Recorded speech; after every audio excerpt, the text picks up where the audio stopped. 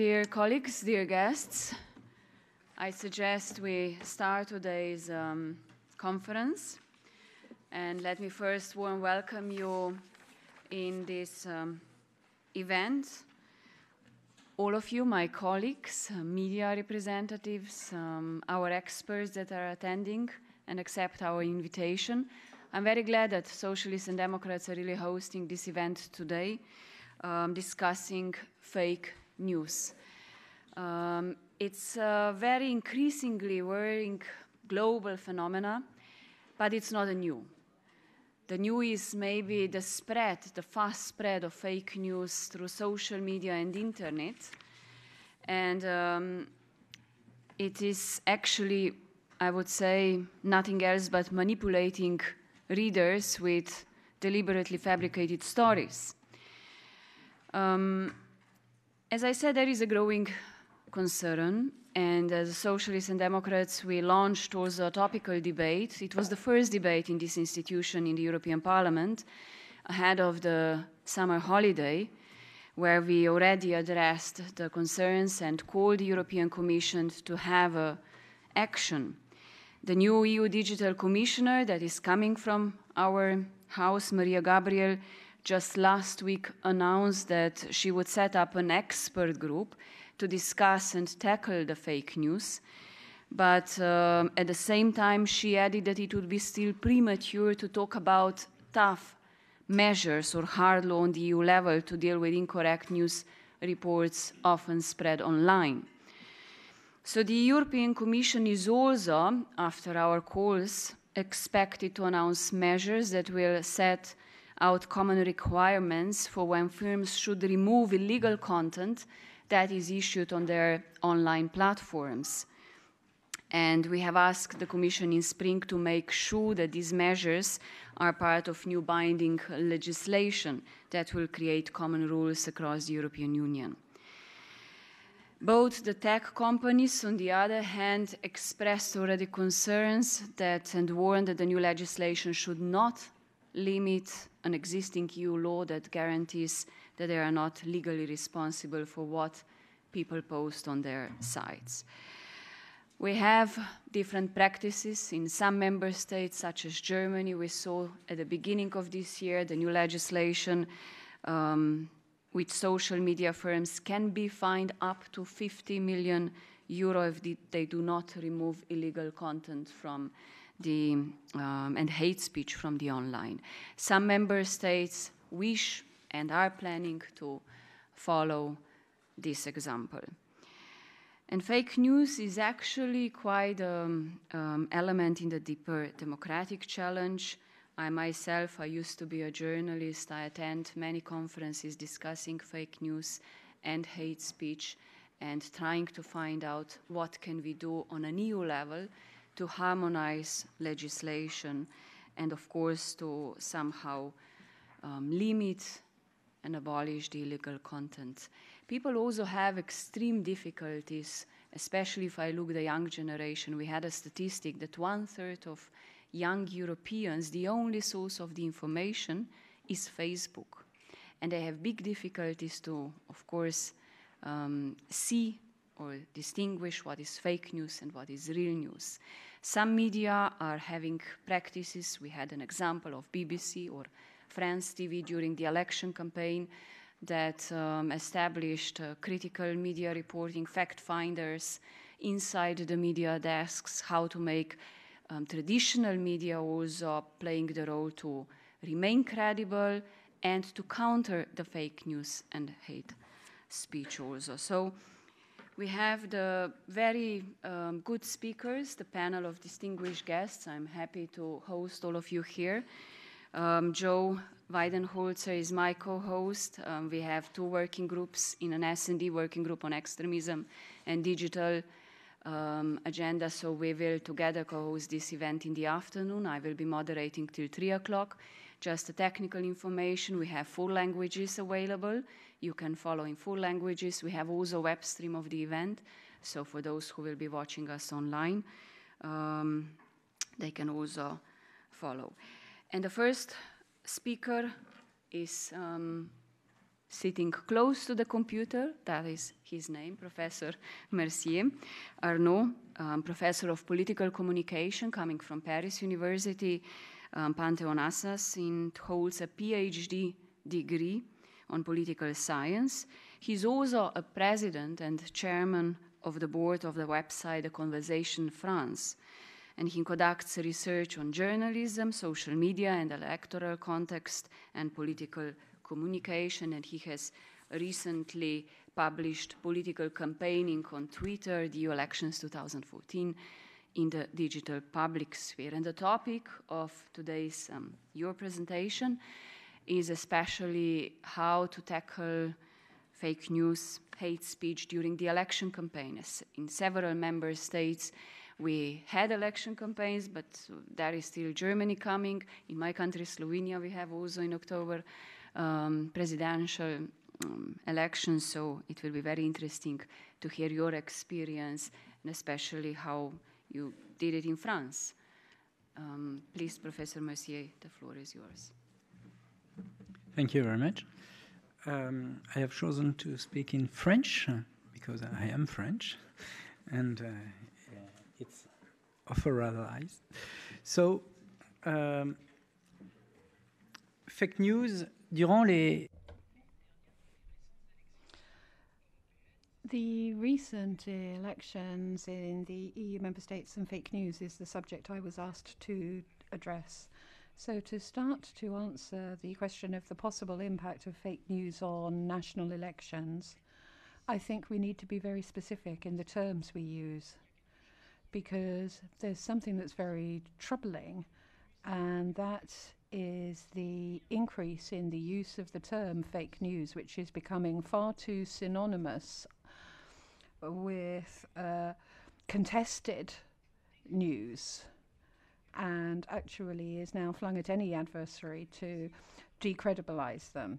So I think we have to have consistency in the terminology we use, rather than being too general and saying everything that we don't like is fake news, and being too relative, if we really want to tackle this issue. So first of all, going back to approximations and lies in an electoral context, it's obvious that during electoral campaign, there are a lot of presentations of figures that are wrong, approximative facts, which are giving a different approach to the same problem. The content of these speeches are dictated either by ideological blindness or by bad faith, and are a long way from truth or sincerity.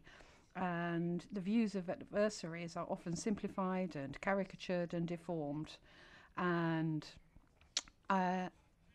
in this house, I have to say that unfortunately this kind of situation has become the norm for many electoral campaigns. These insincere speeches use stereotypes, approximations, and abusive simplifications, and are often linked to demagogical and simplified approaches where all arguments are good. And there's been an excellent example recently, the referendum campaign of those that were in favour of Brexit in the UK, who offered a huge range of fallacious arguments. There was the pseudo savings, miraculous ones, of the British budget, which would be poured into the national health system. And immediately after the referendum, those that said this said, no, we were misunderstood. We never said at all that there'd be such savings and that money would go into the NHS. So the day after, they turned around and said, no. And there was also similar approaches to the free movement of European workers and the migratory wave opened by the Syrian crisis. One example, the ruling of the European Court of Justice of June 2016 on the arrest and imprisonment of a Ghanaian immigrant in Calais by the French police. The British tabloid press, which was very much in favour of Brexit, and the UKIP political party in particular, used this ruling to say, that it would become illegal to imprison illegal migrants because of the madness of the court. And that meant that this migratory wave would continue, would get worse, states would have no defences left, and that this ruling made it more difficult for the UK to control illegal immigration. Well, as far as I'm concerned, that is untrue, but it's not fake news, it's a lie, because that ruling was a part of the Schengen area, which the UK was not a part of. The court just recalls that Directive 2008/115 stipulates that it's the country where there was an illegal crossing of the external border that someone has to be returned to if found in another country of the EU. So this was an abusive generalization, and it's clear that the ruling of the court does not say at all what UKIP said it did. And you get hyperbole, you get gross exaggeration, which are the corollary of similar political speeches from populists, as was seen in Italy in the Northern League, who were saying that the single currency was what caused hunger, unemployment, and even Nazism. So the more extreme you are, really, the more people seem to swallow it. Then you've got Donald Trump, who was saying that he wanted to build a wall on the Mexican border, which would be paid for by the Mexicans. These kind of manipulative maneuvers are actually, I would say, what we're now seeing when it comes to arguments in the democratic area. You have the ethics of conviction on the one hand, where people are convinced that they are right and will say anything, and on the other hand you have people who are interested in facts and say you can't say something unless it's true, and the traditional media have become involved in this debate. Some of them do fact-checking facts, but some of them have chosen to espouse the more extremist views, which is the case, unfortunately, of the British tabloid press. So, having said all of that, what should we be calling fake news? I think fake news, if we want to be consistent in conceptual terms, has to be actually allocated to a new information ecosystem. I think that one has to be clear, because manipulative electoral statements where you've got approximations and ambiguities and lies should not be confused with attempts at destabilization of the democratic system itself, the way democracy works, which is the dissemination of false information with no link whatsoever in any way, shape or form with reality. And that is fake news. And this new information ecosystem is linked directly to the emergence of social networks, as the chair has already said, which now provide a privileged channel for information, particularly for young people through Facebook, as you said. The social networks, the social platforms, have four main characteristics which are causing a change, a profound change in the information ecosystem. First of all, these platforms allow everybody to take the floor so that they can produce and disseminate what may or may not be actually information. Then again, these platforms, and particularly Facebook, considering its success, are becoming increasingly the entry points in a universe that surfers consider as being information, where the friends, in inverted commas, and algorithms are used to filter information that's received and shared, rather than the work of journalism, where you actually have a hierarchy of facts. And this passing on of facts through friends and algorithms filters the information through an increasingly small lens, whilst it is disseminated further throughout the community, which takes us further away from the kind of theories of Habermas. The third reason is that these platforms are tools to sidestep journalism, because traditional media no longer have a monopoly on the supply of information. Instead, there are alternative sites that are doing that, alternative to journalism. And then the fourth characteristic, this received shared content is caught up in a mixture of serious news, of jokes, and of rumors.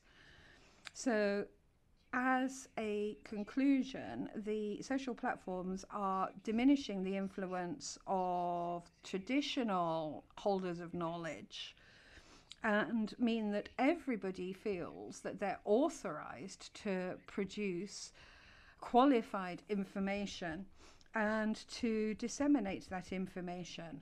And they then are passing that information on to others of the same views who feel that they are justified. And so I think that fake news itself has four characteristics. And fake news is very much produced in a format that resembles normal news. So it gives the impression of being the kind of news produced by journalists. But the reason for that is to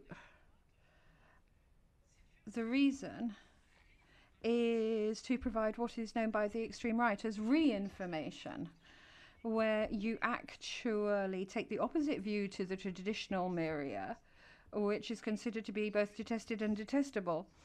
And this presentation respects no rules of ethics or indeed reality, which journalists have to respect. Then the second characteristic of fake news in this new information ecosystem is that fake news is extra logical. In other words, there is no empirical fact checking. Even worse, when experts, professors, researchers, or traditional media try to re-establish the truth, then what happens is that certain people believe even more strongly in the fake news, because the elite and the system and the media and the politicians on the whole are rejecting this fake news.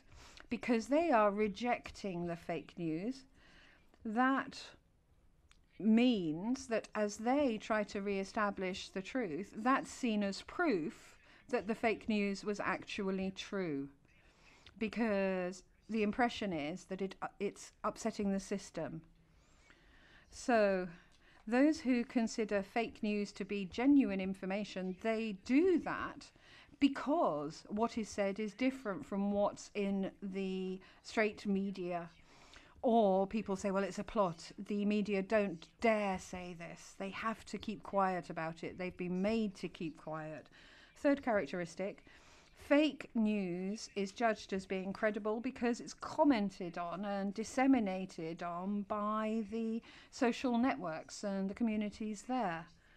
And there I would, in fact, stress how important robots and bots are, which actually fabricate this simulation of a shared conversation and make people believe there's a critical mass and there are thousands or millions of people sharing the same views, whereas actually a large percentage of this traffic is just organized through bots. The fourth characteristic, fake news is destabilizing in nature, considering that when faced with a hostile universe, anything is allowed to destabilize the system. This hostile universe is that of moral values, where xenophobia, religious intolerance, and the exalting of violence are not allowed. It's the universe of democratic values, individual freedom, free voting, the law of the majority. That universe is seen as being a hostile system which has been taken hostage by the elites, Europe, Brussels, Islam, international finance, the Jews, whoever you want. Some recent examples of electoral destabilization through fake news. Donald Trump's campaign, as we know, gave many examples of fake news from, for example, facts that had happened were deformed from hacked emails from the Democratic Party. And then there were also things that were totally invented, like Pizzagate, where the Democratic Party was supposed to be linked with a pedophiles ring. And I have an example of fake news that I think is totally astonishing, because it's not to do with the electoral campaign, but the results of the election, which actually can thus be proven not to be true. So Breitbart, which is the site of the extreme right, because Bannon, the administrator, has resigned since, but was an advisor of Trump. This is the map that was published on Facebook, where they said Donald Trump won the popular vote, because if you look at the results and break it down, only the blue ones count where he was at the head. And what does the map show? Well, you've got the heartlands, which is real America, the heart of America, and there you've only got California and the East Coast who voted for Hillary Clinton. Whereas if you look at the real results, the real map, here it is. You can see quite clearly that actually the colouring is quite different. And even in the heart of the US, there are areas that voted by broad majority for Hillary Clinton. But all of this has an impact, because the Pew Research Center of the US carried out a study which showed that almost a quarter of Americans said that they actually had disseminated fake news on these networks during the electoral campaign. 23% in total, 16% saying they only disseminated fake news because they didn't know it was, but 14% saying, quite frankly, they knew it was fake, but they passed it on anyway because they felt that it was a good thing to do. It was part of politics in an electoral campaign. France now, the presidential campaign, again, a lot of fake news was fabricated artificially and was circulated on social networks. And the main target of all of this was Emmanuel Macron for various reasons. He was the candidate who became the favorite, so the target to beat. And in addition, Macron wasn't against globalization, and even worse, he was actually a defender of the European Union, if I dare say that here, which is sacrilege for the nationalists and the extreme right in general. So a whole heap of fake news on him was circulating, coming from the alt-right, the American far right, where many Trump supporters organized themselves through the Forschungs Forum, and then that was pushed onto Facebook. An example, a journalist surprised this conversation on that forum where they were discussing the pros and cons of passing on a rumor that Macron was having an affair with the daughter of his wife, Brigitte Macron, because everybody knows that Emmanuel Macron is married to a woman 20 years older than him, so her daughter is the same age as him. So that was the rumor they were thinking about. Then another rumor, there were so many, Emmanuel Macron would wash his hands of it after having made workers, after he met workers. And so he met some fishermen, and there was a picture of him washing his hands afterwards. And his campaign was financed by Saudi Arabia. Well, that piece of fake news was completely manufactured, and Le Soir.info was actually fabricated, a fake site. It was a similar site name to the Belgian newspapers, but it was wrong and it was fake. And you can see here Emmanuel Macron accused of being supported by Saudi Arabia, which meant that Jean-Marie Le Pen's granddaughter could tweet that this was a scandal and so on and so forth. So, and Maréchal Le Pen's tweet did in fact prove a very important mechanism that I think we actually have to address, and I will be concluding in 2 minutes. This is what I would call laundering of dirty information, just as you have laundering of dirty money. And what do I mean by that? This is a technique, a manipulative technique, which has various stages, and the ultra-conservative right in the States has been using this technique for 20-odd years now, since they had Bill Clinton as a target. How does it work? You have a site or a blog which is not very well known, which is not very reliable, publishes something, fake news, a rumor, whatever. Then that is picked up and passed on to other sites, quoting backwards. They're saying, we are told that, for example. And then that continues. A more credible site, a higher visibility site, publishes the rumor in its turn. And at each stage, there are more followers on the social network accounts, more people following the information, passing it on, and publishing it in their turn. So it's the laundering of dirty information, which often goes hand in hand with fake news, because the goal is not just to publish a rumor for the rumor's sake, it's actually to ensure that it becomes increasingly visible. So that, in fact, it is so many steps away from the original people that they can say, well, we had nothing to do with it. And also these little-known sites, their news gets picked up by better-known sites, and more credibility is added in at each level. And that is something that has to be addressed. That is the way. Well, obviously, there are some people that publish fake news directly, but often they're abroad, they hide behind anonymity, they're very difficult to identify. But what I think is a good option is actually to concentrate on those that pick up on these original fake news sites and pass it on themselves.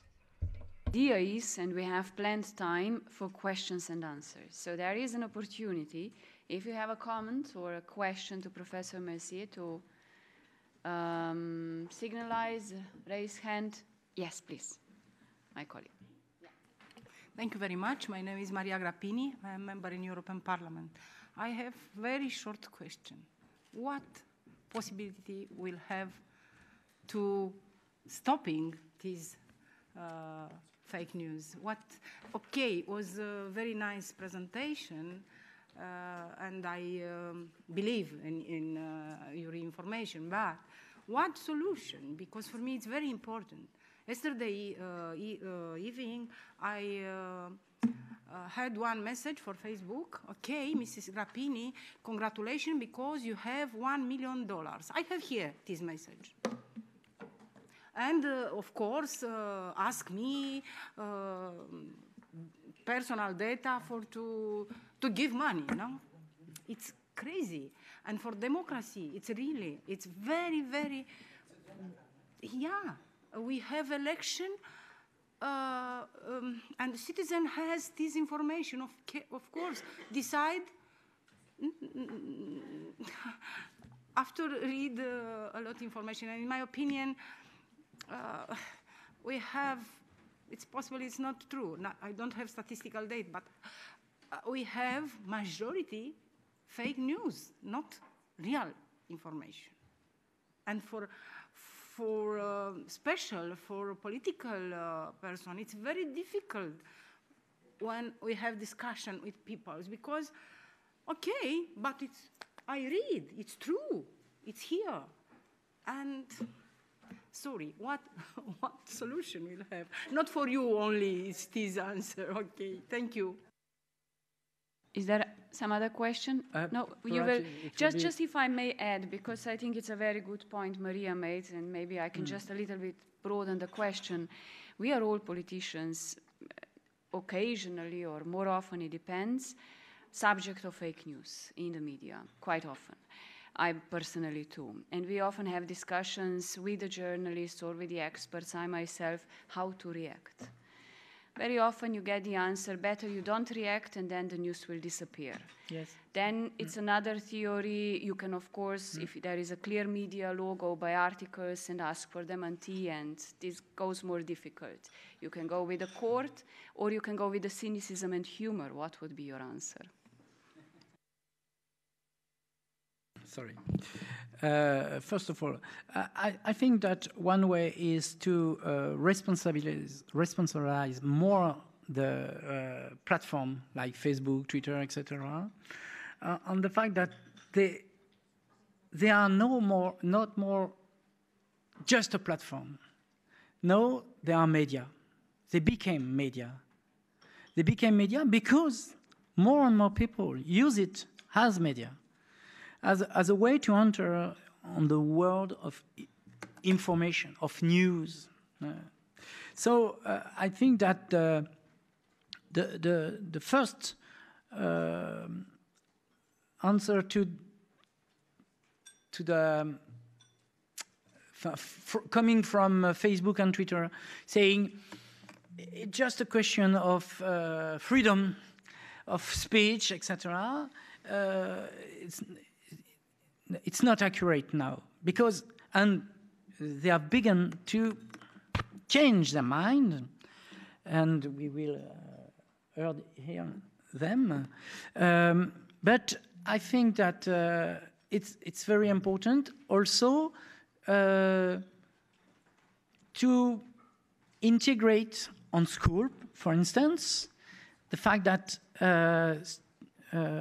we have to learn how to use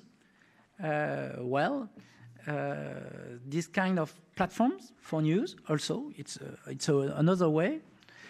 And for your question, of course, it's very, very difficult. The two theories exist. It's right about rumors. I think that one good way to fight against rumors is not to say just it's not right. It's I think the more important is to destabilize the rumors, showing how it had been constructed, to show how it fails. And it's the case with Emmanuel Macron during the election campaign, because the most important fake news during this campaign was about the hashtag MacronLeaks. False name, because it was not a leaks, it was a fake news and not a leaks. But of course they have stolen some mails of members of the team of Macron, but they had been prepared to this robbery, because they have put on their team some fake count with fake news by the team of Macron. And when when they publish their fake news with real mail, they publish false real mail, if I am clear. So, and on those mails, there were some stupid speech, stupid fact, even some fact with the name of alt-right activist in America. So it was a real way to destabilize those who have created this fake news. Thank you. Thank you. It will be a long and difficult struggle. You have a question, maybe sure, then we go for the next 4 speakers that we will not go much beyond the agenda, please. Thank you very much for trying to make the attempt to actually define something that nobody defines while at the same time using this word all the time. Found that very interesting. My personal opinion is that while we discuss fake news now for about a year, mainstream about a year, the shape of fake news is changing. So the, let's say, the good old Trump days of fake news, to my opinion, I'm German, is not necessarily what's happening in Germany these days anymore. I think civil society has learned some tactics, smaller and bigger tactics.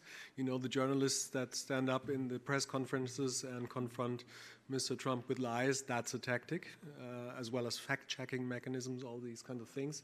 So to a certain degree, I think the first generation of fake news as a weapon is rapidly changing in something new. That's my personal opinion. And right at the moment in Germany, I see that the most, let's say, worrying type of fake news I perceive in Germany these days is to make terms, new words, new ways of looking at the world spread into journalism in the first place. 2 days ago, we had a major discussion about politics, and journalists were asking our populists and a couple of other politicians how they think about the Islamization of Germany, which is a direct hit.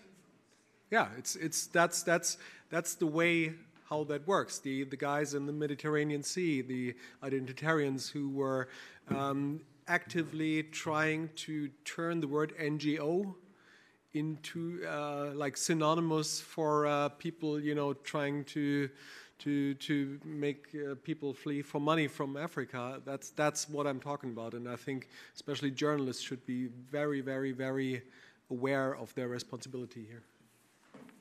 That's actually just a statement, but I wonder if you... I'm totally agree with you, but you must be aware of the fact that the problem remains for some people who are very hard to be convinced by rational arguments, by democratic values, etc. Yeah? And the far right, for instance, but not also, are far from being convinced by fact-checking. And on the contrary, and it was exactly the same problem for the way to fight against rumors, the fact that you are denouncing a rumor as a rumor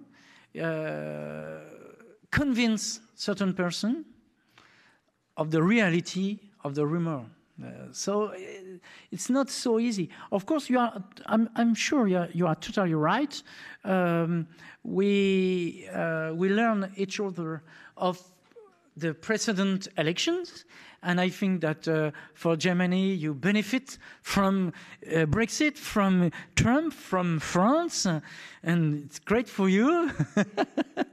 But I think that the fight is not finished. Thank you very much, Professor Mercier. I ask you to stay on the stage. Maybe there will still come some questions, but let us move now to, we started discussing what are the legislative challenges and what can be the government responses. And I mentioned before Germany case, and now I would move to Austria, as we have here a guest from Austria.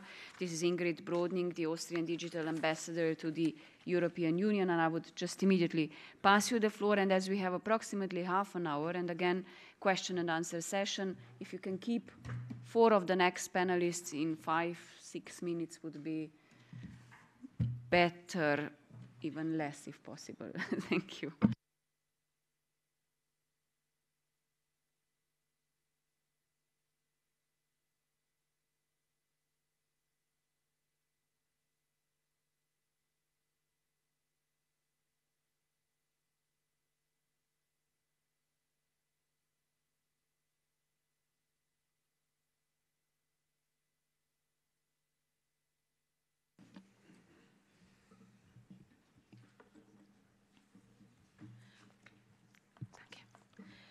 So I'm going to talk to you in English. I think we have some technical issues, so I'll introduce myself first. My name is Ingrid Brodnig. I'm from Austria, and I'm a journalist and a book author, and I recently published a book called Lügen im Netz, which means lies on the internet. So it deals with fake news, with manipulation online. Okay, there it is. So thank you for the introduction. I think that it's important to speak when we talk about fake news, not just to speak about the United States, because this is the first country everybody has in mind. There are many examples from Europe where you could see that elections were manipulated or were tried to be manipulated. As we saw in France, this did not work. Fake news don't always work as they are planned to. But I think that there are many examples of fake news in many, many countries. And if all of you would talk to each other, you would have so many examples, you would be astounded, that we do not know about. Perhaps you've heard about it, perhaps not. Italy. In Italy, last December, there was the referendum about the constitution, which did not get through. And in the weeks and months before the referendum, there were many fabricated or misleading stories. In fact, the fact-checking website Pagella Politica, which is a very important website in Italy for the public debate, it made an analysis of the social media content and which articles were the most successful on social media. And guess what? Out of the 10 most successful articles on social media containing the word referendum, 5 were fake news or misleading. And I show you this. This is their chart. 4 were fakes, and 1 was very misleading. And the most successful story about the whole referendum was a made-up article saying that 500,000 falsified ballots were found beforehand, and that the referendum will be a voter fraud. And this is a very common type of fake news. In Austria last year, we had similar stories. So many fake news target the trust in democracy, and they try to upset voters ahead of an important election. And as you can also see, some of the very successful fake news stories were also about saying no to the referendum. So I fear that we don't know enough about European fake news. We look very much to the United States. We talk not very much about Europe itself. I must agree that in Germany, the situation is not as bad as many of us had feared. I think there are several reasons for that. One of them is that Angela Merkel is clearly number 1. And in such a clear race, there's less motivation to spread wrong stories. But the situation is still not good. Just recently, the Bayerische Rundfunk, public broadcaster, published an analysis of the 10 most successful stories about Martin Schulz, your former colleague. And I'm showing you this as well. You cannot read it, but I will say that. Out of these 10 stories, only 3 of the most successful stories on Facebook and Twitter, only 3 of them were normal journalism. The number 1 story was a kind of not really substantiated claim about him being a multimillionaire. The number 2 story was a satire article. The number 3 story was fake news from a notorious blog. So I would not be too relieved regarding the situation in Germany when you see such charts. The thing is, as mentioned before, the term fake news only describes part of the problem, because especially in many European countries, the biggest problem are not 100% totally fabricated news. This is actually just a minority. I always call it the tip of the iceberg. Fake news are what everybody talks about it. They are fabricated news trying to profit politically or financially from them. But there is even a bigger new ecosystem of manipulative or misleading stories. And if you're really intelligent and if you want to influence the public in a rather unfair way, I would suggest to you, I don't really suggest it, but I would suggest that you don't do fake news, that you do rather misleading stories. Stories that have some true core, but then get extremely skewed, extremely, let's say, moved into an unfair direction. So we have a lot of examples where you have pictures being taken out of context, where you have quotes being taken out of context, where you have hyper-partisan media who only publish one narrative. And through repetition, these narratives sound very confirming. I will show you one example, which I wrote about a lot. It's one of the most successful stories about Angela Merkel. Perhaps the German colleagues know it.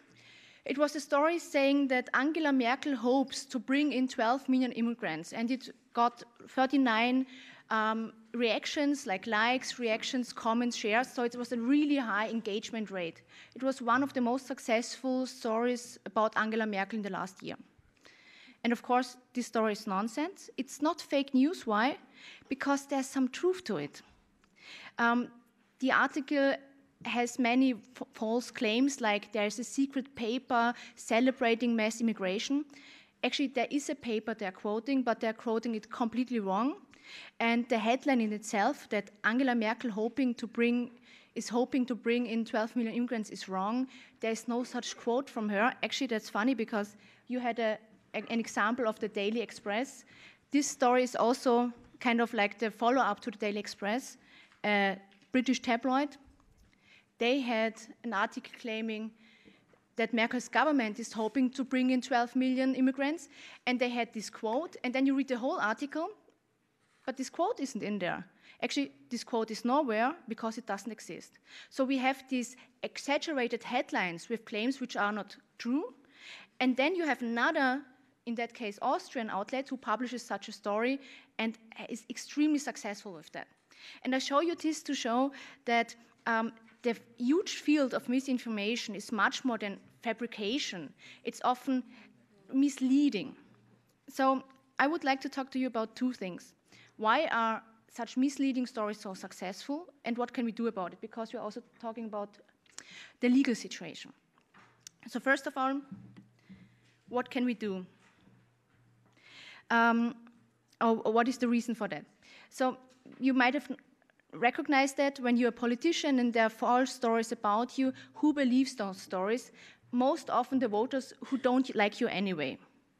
The thing is that fake news are produced that they help us feel confirmed in our beliefs. In psychology, this is called directionally motivated thinking. We know that when a fact is agreeing to our beliefs, we are rather willing to accept it. We are not really thinking about the source. This is a huge part of the problem. There's a lot of many studies about this. The second problem is the existence of echo chambers. I guess this is a topic a lot of you have heard about. There's this theory that on social media especially, it's easier and easier to find like-minded individuals. Because, for example, when you start your Facebook profile is empty. You have to give Facebook the information, who is your friend, which are the websites you like, and then you build your echo chamber around you. And additionally, again and again, we have new studies showing such echo chambers already existing. And there is other studies that show that when people discuss things in a like-minded group of people, the opinion gets like harder and more into one direction. So when left-wing thinking people discuss an issue, at the end, you can even measure that they will be even more sure of their rather left ideas, and the same goes on the right. So we have the problem that it's possible that it's easier to polarize in such echo chambers. That's the second reason here. I will just, there are many other reasons. I will show you one more again. Now, I think we need also to talk about emotion, because fake news or manipulative content, it's successful because of emotion. In English, there's the saying, angry people click more. We know from political scientists that emotion is a very activating, anger is a very activating emotion, and you can even measure that on the internet. There's a very interesting scientist named Timothy Ryan in the United States, and he made experiments on Facebook.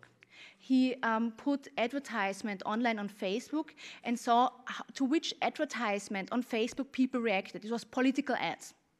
And he saw that when a political ad induces anger, people click twice as often, more than twice as often on it, compared to a more neutral message.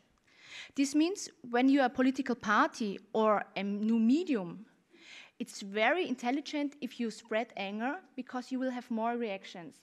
And then there comes the next part of it. So we see politicians like Donald Trump getting more reactions. I could go into detail of what this chart shows, but I think we don't have the time. So in many countries, you see that, for example, right-wing populists have really good interaction numbers because they work with anger. But this is the psychological side. There is a technological side to it as well. If you're on Facebook and you have an account, you don't see everything that your colleagues, friends, at liked pages are posting. You only see a small fraction. And Facebook, the algorithm behind it, it has to choose somehow what it is showing to you. How does Facebook do that? We don't know everything by far, but we know a few key components of the algorithm. And one of the 3 most important components of the algorithm is engagement, the number of likes, shares, and comments. And just think about it. If your message is anger-inducing, if your message makes people angry, we know from science that you will get more clicks, more likes, more shares, more comments. And then we have a technical system which says, oh, many likes, this must be important. Let's show it to even more people. This leads to the question if the technology in itself is favoring anger-inducing content. And the thing is, we cannot really say for sure why. Independent scientists could test the algorithm for such biases, but such studies are not allowed by Facebook so far. So we are really in the dark here. These are 3 important aspects, and there are others as well. I mentioned repetition, for example. I just quickly added, the more often people read something, even if it's a false claim, the rather they think it's true. This is false illusory, called false illusory effect. So there are many things going on. Quickly to sum it up, what can we do about it? I think the situation is somewhat, let's say, disheartening, but I think there's things we can do. I know that, for example, in countries like Germany, there are ideas about laws against fake news. I myself, I have no idea how you would write such a law, how you could be able to make a legal framework around that in a democracy, which is not killing media plurality and has other problems. But I think that the enforcement of existing laws, that's something we can do, and I will get to that in a minute. I think there are 3 layers where the EU or states can do something. And the first layer are platforms. I mentioned that Facebook is not allowing a lot of research. It's actually really possible for scientists to see if algorithms have negative effects for our society. They don't even need to see the source code of the algorithm. They need to play around with it, which means they put data in the algorithm and see which data gets out. This is a type of research which is so far not allowed. You would call it audits. And I think that we need to ask the question whether we need independent audits as a kind of regulation. This is the one thing. The second thing is, I believe that more consumer choice is possible. And we need to have a debate with the platforms what they can do. For example, there is one way how Facebook is deciding what it is showing to you. Why not more ways? Why shouldn't the consumer be allowed to decide which algorithm fits him best? And I, for example, just a simple idea, we can have algorithms which help us see more plurality. I like the idea of a surprise me button, which means if you push the surprise me button on Facebook, once a day you see a content which you normally would never have seen. I myself would find it very interesting to see what people are discussing about, what people are liking, commenting, which is not in my own echo chamber. And you might say, perhaps people would not like that, but we have never had that offer. How do we know if people don't like it if it was never offered to us? So this is one of the ideas. We can do more regarding platforms, and platforms themselves can do more. Secondly, citizens. Just a few days ago, a really interesting study was published by Yale scientists. They saw that analytical thinking in the United States was one of the most important aspects how people did not fall for fake news. So those users, those voters who were very strong in analytical thinking, they less often shared or believed in fake news, even among Trump voters. And I think this shows that we don't just need digital skills, we do need them also, but education should focus on something basic like analytical thinking. Why? Analytical thinking also means not falling for the first impulse, but thinking, hey, is this really correct? Is this really a good source? So this is something we can do regarding education, and I think regarding enforcement of laws, we have very good laws in Europe, but often it's hard for the citizen to use them. There are good laws against defamation, but many victims of false news never use them. So we could have a debate about that. Perhaps we talk about it. And then my third thing I would like to suggest is, of course, states themselves or the EU can do a lot to help fact-checking. And fact-checking does work. It reaches some people, perhaps not everybody, but many people are interested in facts. And I think that, for example, public broadcasters can play an important role here. So this is one thing. Also, there could be more public funding. In times where newspapers are getting smaller and smaller and newsrooms are getting smaller and smaller, it's, I think, not very logical that there will be more fact-checkers there. We see that in many countries, fact-checking initiatives are made by normal citizens, not by journalists. In my country, in Austria, we have the Presseförderung, it's press subsidies. For example, I would find it very good if press subsidies would be also available to fact-checking organizations, because it's a journalistic task they're doing, in my opinion. And secondly, I just would like to mention something I find very important. When you have this discussion and states or the EU is talking about fake news, it's often said, yeah, but we don't want a ministry of truth. And to be honest, I don't know a single European country which ever wanted to make a ministry of truth. What was the debate in many countries was whether you need to have information out there. If it's okay if an interior ministry or a public authority publishes the right information. And I think, yes, this is a good idea, because the EU has established something like that. It's the EU versus Disinformation website from the task force, the Stratcom task force you established. And for me as a journalist, this is extremely helpful. I think that member states have a right, and perhaps it even would be a really clever idea if they would start certain task forces to monitor the situation. And this is not a ministry of truth. This is more like helping journalists, helping the public understand what's going on. So to sum this up, there is no silver bullet against misleading content, but there are many steps you can do. And it all needs one thing. It needs the understanding that the internet will not, save itself. We have states, we have the EU to establish safeguards.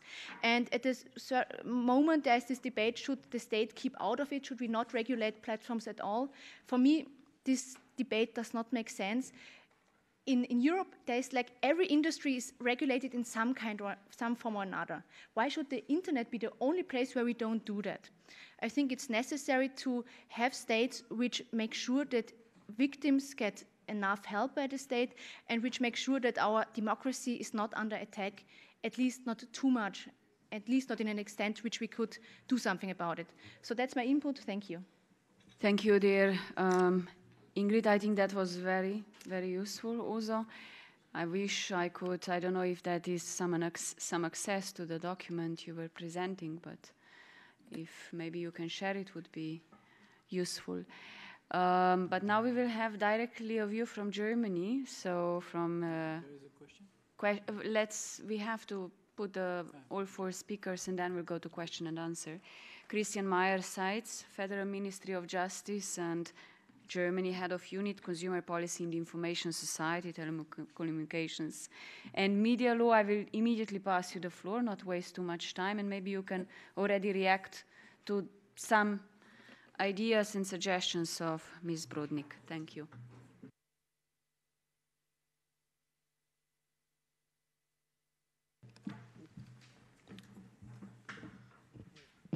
Thank you very much for the invitation and the opportunity to present a new piece of law made in Germany, the Netzwerkdurchsetzungsgesetz. And as I will talk about German law, I will hold my speech in German, but I have prepared some English slides.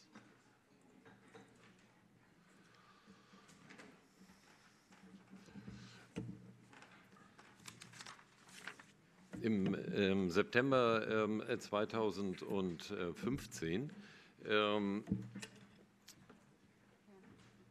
begann das Bundesministerium für der Justiz und für Verbraucherschutz mit den 3 großen Netzwerken, mit Facebook, YouTube und Twitter, eine Taskforce einzurichten. Der Grund war, dass eben dass die sozialen Netzwerke von Hasskommentaren überquollen und dringendes Handeln geboten war, weil die Netzwerke offensichtlich nicht in der Lage waren, zu diesem Zeitpunkt im September... Sorry, I think we don't have interpretation in English. Channel 2. Do you have interpretation in English? No, huh? We have French on channel 3, but channel 2 was just German and 1. Hello? Hello, can you hear me? Okay. Okay. It's good now. No. Okay. To begin again, in 2015, in September, this was when the ministry, the Federal Ministry for Justice and Consumer Protection in Germany, Heiko Maas, the minister, decided to set up a task force to look into Facebook, Twitter and YouTube, the major networks. And the reason for the task force was that after the migratory influx, a lot of hate speech and hate comments were to be found going viral on the internet in targeting these migrants, and it was just seen that it wasn't possible to control the fake news and the hate speech that was circulating. So the task force started working in September 2015, as I said, and in December of the same year, the 3 major networks signed up to a major commitment where they volunteered to commit themselves to doing something about illegal content, and that any such hate speech or illegal content should be dealt with within 24 hours of it being notified, and everything was to be done to ensure that something was done about the people posting such comments. And they were to remove, take down, delete or block such content. What you can see here is the results of monitoring exercises from July, August 2016 and also February and March 2017, where you can see on the graph that with Facebook, where illegal content was notified, only about half of that content was deleted. With YouTube, in the second monitoring exercise, we see 90% was removed. With regard to Twitter, in terms of complaints sent in, they hardly reacted at all. Only 1% of such cases notified were actually removed or deleted. Now, in January and February 27, this was used to enter into a process of legislation and drafting of what we call the Network Enforcement Act. Above all, there were two fundamental purposes to this, and basic principles. It was to introduce certain rules for social networks, compliance rules with more than 2 million registered users, and also it was to tackle the problem of unlawful content. We're talking about hate crime, fake news, if it is actually a criminal offence and complies with the criterion for criminal offences in Germany, child pornography and promotion of terrorism. So this was the concept that pretty quickly was taken on board in Europe. It was presented by the European Commission, and at the end of March in 2017, it led to a notification process. Now, when we talk about a social network, well, first of all, we try to define it. We try to bring in a definition into the law. Social network has two functions. It is communication via a platform with regard to content that is published and is made accessible to the general public, or it can also mean an exchange of such content between users. The first corresponds to YouTube, the second would be more Facebook, and both types of social networking or platform communications will be covered by this law. What will not be covered by that piece of legislation is platforms where communication is not the main purpose, but it may be there for trade or service evaluation or dating platforms. And all exclusively journalistic platforms are not covered by the scope, because traditional media, we feel, are able to monitor themselves, and this is what they do, in fact. And they are able to use blocking mechanisms for certain commenters.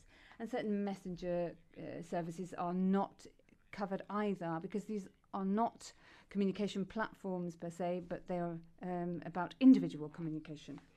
So when we take a look at all these different elements that are part of the text, we try to tailor the legislation to the three major networks as mentioned, but also to cover some new networks, new emerging networks,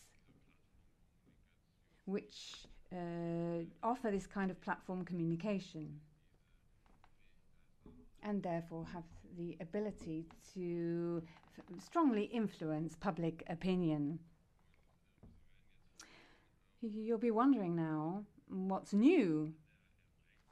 Well, we took a look at the legal situation and general legislation, such as the e-commerce legislation, goes back to 1999, which applies internet providers, if illegal content is notified to them, to take it down. It's notice and action, notice and take down procedure. And this is law. But of course, what we're interested in is how quickly these networks are to react. So we're talking about compliance, and we're interested in how the existing legislation is implemented and dealt with, and there are considerable discrepancies and differences across the board in the different networks, as we said. So we introduced some compliance rules into legislation. where we're talking about deletion of manifestly unlawful content within 24 hours. Otherwise, unlawful content mainly within 7 days. There has to be an archiving of content for purposes of evidence, and there is also the possibility of being able to review what is going on within 7 days. But something that was added was some form of self-regulation, whereby you can refer to what would be a private body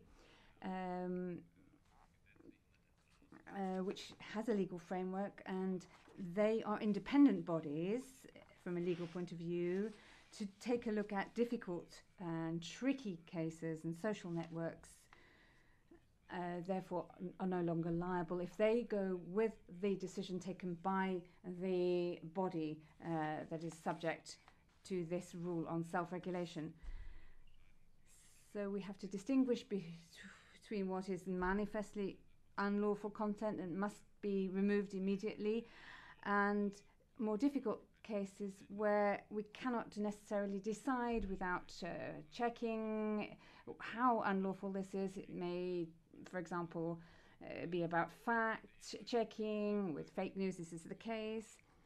And of course, there are these bodies, these independent bodies that of course require payment, and they have to evaluate the situation and produce a ruling. Basically, what we were trying to do is improve transparency, and we find that Facebook and YouTube, for example, are not transparent enough. So we introduced a duty to report, a reporting obligation, which has been brought into the legislation. So after the first half of 2018, this will come into force. So these compliance rules are also attached to considerable fines, up to 5 million or even up to 50 million euros, depending on the case, would be the fine for not complying with or for infringing these compliance rules. Unfortunately, I don't have a lot of time, so I'll just very quickly mention the other important points.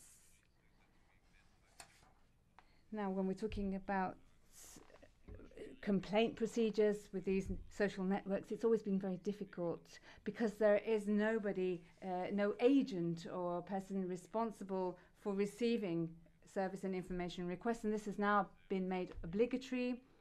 And the same goes for the contact point for people, for example, for the Public Prosecution Service looking for information. Names, for example, and details may be required for posting users. We've improved legislation as well for those who are affected. Now, according to German law, you have a duty to be informed as to who the person is who posted the hate speech. Coming to the end now, perhaps you can look at some of the criticism that we've received. We've had criticism regarding freedom of speech and problems regarding overblocking, that the networks, because they're too afraid of the consequences, may over-block and over-remove. We're talking about anger click rates and rates of these, and it's up to the networks themselves to take a look at whether or not they should delete certain posts or not, even if they're not a criminal offence. So there has been a criticism that, yes, there has been too much over-blocking. Of course, this is an experiment. We're talking about it coming into force in October, and obviously we're going to be working on this and talking about it a great deal, including in Europe and with Europe. Thank you very much for your attention. Mr. Meyer-Seitz, there will be still opportunity for questions and answers for everyone, but my colleague Petra Kammerwerth, coming from Germany and our chair of the Committee on Culture and Education, will unfortunately have to leave us in approximately 10 minutes, so I will pass her still the floor, and I'm sure she will not be able to avoid the digital directive that we have currently being discussed in the European Parliament, the update. So please, Petra, the floor is yours. Ja, vielen, vielen herzlichen Dank. Thank you, good afternoon, and thank you to the previous speakers. Well, ladies and gentlemen, fake news and hate speech are nothing new.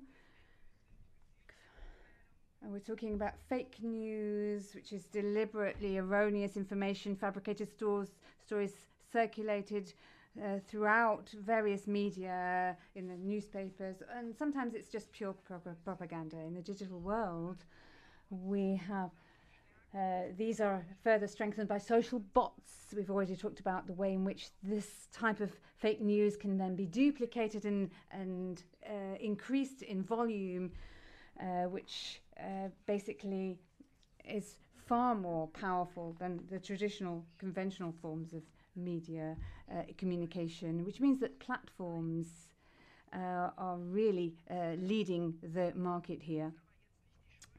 But it's not the internet that is to blame, or the structure of that internet that is to blame for fake news or hoax articles being going viral or being circulated.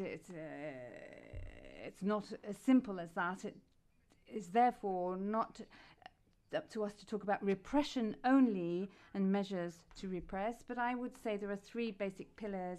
We have to talk about explanation, education and prevention, and of course self-regulation, which has already been mentioned, is a very important area. And it's not as if we don't have any legislation. However, we have to ensure that we properly implement consistently the legislation we have. Now, with regard to racism, hate speech, we know about this. It's nothing new either. We've known about this for some time. So in the analog and the digital world, we have to behave and react quickly and consistently. I think fake news is absolutely disgraceful and very dangerous for our democratic society, in fact. But what must also be said is that there's clear identification which has been covered by the media as a whole.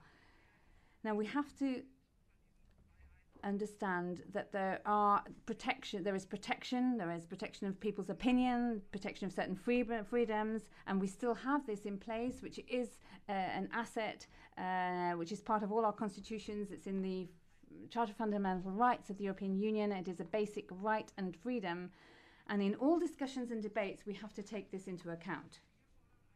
We're also calling for a specific person, a contact person, when we're talking about fake news and such incitement to mass hatred.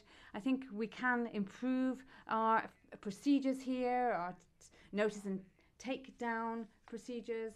For example, we have lack of information and lack of liability and responsibility taken by certain service providers. And this is also part of our new, which we're following, the new Audiovisual Media Services Directive. So we need to ensure that we can actually mark up or delete such illegal content through notification, and fines are essential. These networks have to be obliged also to be able to publish any differences they find between what is fake and what is not fake. What is true for the analog world must be true for the digital world as well. So they have to, people's views are to be represented. Now, it must then, if you have been responsible for fake news, then you should be informed of such. Fake news can therefore be tackled in a more efficient way. With fake news, one of the problems we have is what we call trending topics. A lot of users on the social networks make certain proposals, and the more likes a post gets, then the easier it is for the spread and circulation of disinformation, fraudulent articles. A user, however, has to be able to decide as to whether or not they're dealing with a serious website or not. And we want to ensure that we have better responsibility and responsibilities are clear, people have to be able to evaluate and assess and should be in a position to be able to recognize and identify the difference between legitimate news websites and fake news. Identification of targeted fake news and discriminatory content is part of that. Now, Facebook, Twitter, and so on have a lot to gain for this. Of course, communication has never been easier, and they have become leaders in the field. But, of course, hand in hand with this profit is social responsibility.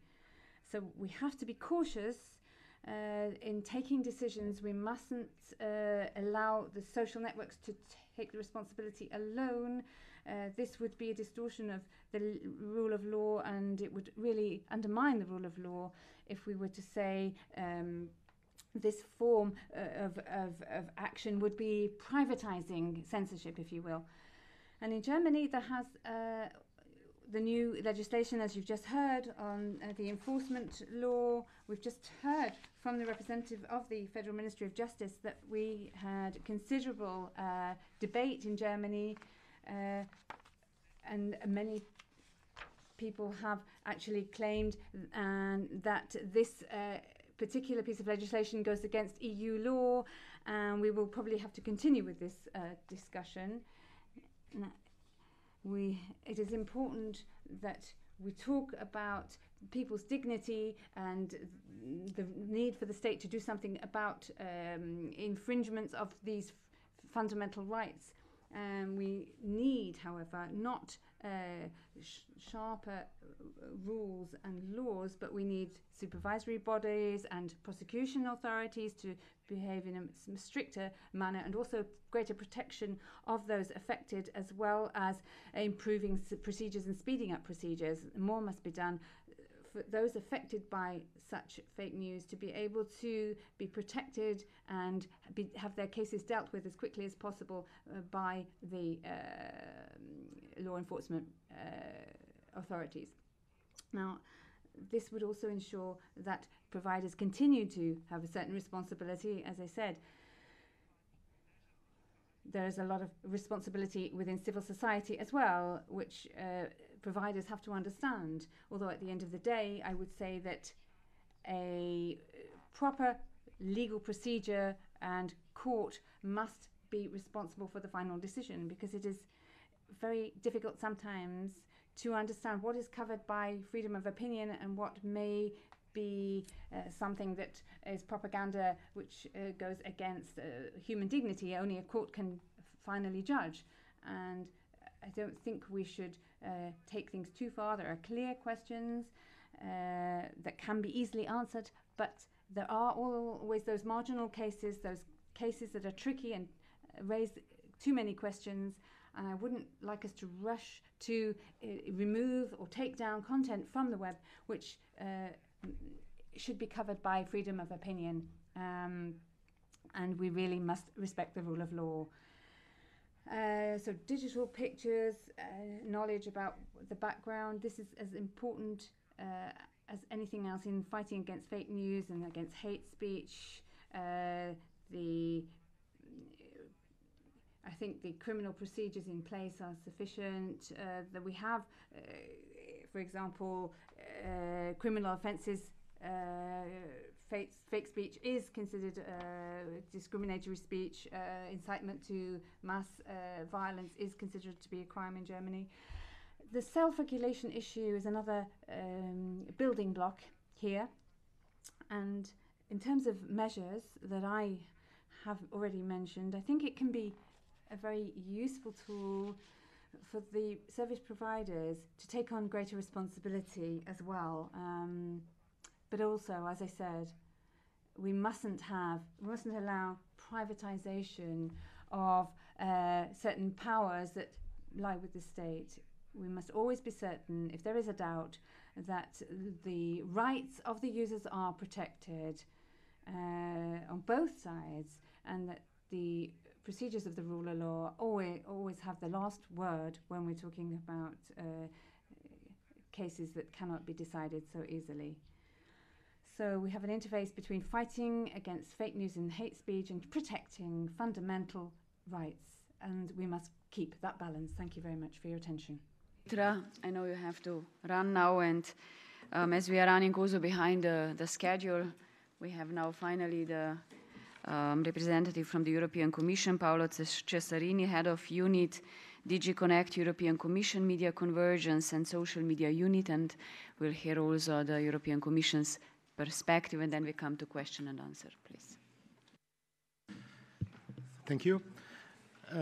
Indeed, there would be many things to say about this issue, but I'll try to keep my presentation as short as possible. And I would start by one general consideration. The spread of fake news or misinformation in general has become indeed a global story during and after the electoral campaign in the US and the Brexit. However, this is a phenomenon that has been observed before, is changing quite fast in the recent months, and it should be seen indeed as a proxy for a much wider issues, which somebody has defined as the commercialization and private control of the public spheres by online platforms. And a parallel and corresponding deterioration of the role and the socio-economic foundations of mainstream media. There are four trends that should be kept in mind just to have always in front of us the bigger picture. The first one is the rapid evolution of news consumption patterns in the EU. It has already been recalled that today, on average, news consumed via social media concerns more than a half of the EU population up to 35 years of age. But this is the main source of information.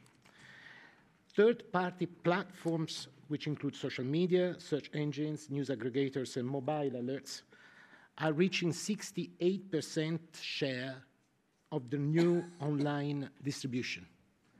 The remaining 32% is held by the online news publisher website accessed directly by the users. The second trend is the concentration of resources and market power in the hands of few social platforms. For instance, Parcely, which a public publisher industry monitor, has indicated that in 2016, 73% of the referral traffic to news publisher sites was held by Facebook and Google alone. 42 for Facebook, 31 for Google. The news organizations seems therefore to backtrack from their traditional role as publishers and distributors of their own products. The third is a dramatic shift of advertisement-driven revenue from news publishers to social platforms. Recent studies indicates that 65% of the total advertisement revenues were held in 2015 by the 5 main online platforms. And these include Google, Facebook, Yahoo, Microsoft, and Twitter. And with Facebook and Google alone having reportedly gained 90% of the net digital ad growth, so the growth of the advertisement markets, in 2016. The fourth trend is the increasing influence of social media in shaping the journalism itself. These are two aspects. The first aspect, it is the increased presence of social media into collaborations with news organizations and the launch of new services which are precisely designed to help newsrooms to reach larger audience. Examples are Facebook instant articles, trending topics for Apple News, for Google's DAMP, for Twitter's Moment. Snapshots has launched also Our Stories and Discover. all these new services involve a certain type of curation activity that blurs a bit the line between the classical separations of distribution and editorial responsibilities. And more importantly, and has been recalled before, the audience reach and the engagement of the viewers is primarily determined by the mechanics of the algorithms that have been put in place by the various actors. Now, each platform has its own algorithms. They're all different. But one thing is common to everybody is the relevancy criteria that drive the functioning of the algorithm are made for extending the time spent by the users on the platform. Because time spent increase the value of the company by generating additional advertisement revenues. Now, there are several studies. You mentioned some. I also read the same thing in other sources, which indicates that when you play with the attention time of viewers, indeed, you discover that in the social media sphere, the attention is more easily captured by strongly opinionated news with sometimes a over leap into misinformation and fake news. And that is actually the problem. And the problem is even more severe because since the news publishers depend more and more on these platforms in order to distribute their products and reach the audience, they are also changing their own editorial mix by swinging from news to views, sometimes giving away the attention that they should pay to the factual correctness of what they publish. So there is a new phenomenon that involves responsibility both from on the side of the platforms and also on the side of the weaker party, which in this case, in this game, are the publishers. Now, that is the first point I want to make. The second point is about fake news and what policy responses can be given. Well, fake news is a difficult concept to define. It encompasses various forms of misrepresentation or distortion of reality in the form of new articles, irrespective of whether they are in the format of text, videos, or audios. Now, a broad distinction can be drawn between fake news that contain elements of illegality and other fake news that fall outside the scope of the existing legislation that condemn certain types of expressions as being against the public interest.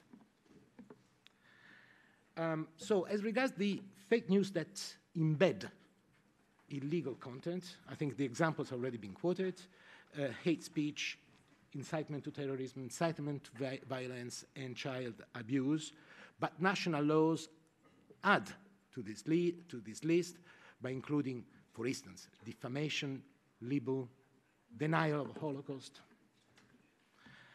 In all these cases where a piece of information which is fake and contain elements that amount to this form of illegal expression, for this type of information, the safe harbor created by Article 14 of the E-Commerce Directive doesn't apply, meaning that the platforms are held liable if they do not react expeditiously in order to remove the content once they have become aware of its existence on their own services. So,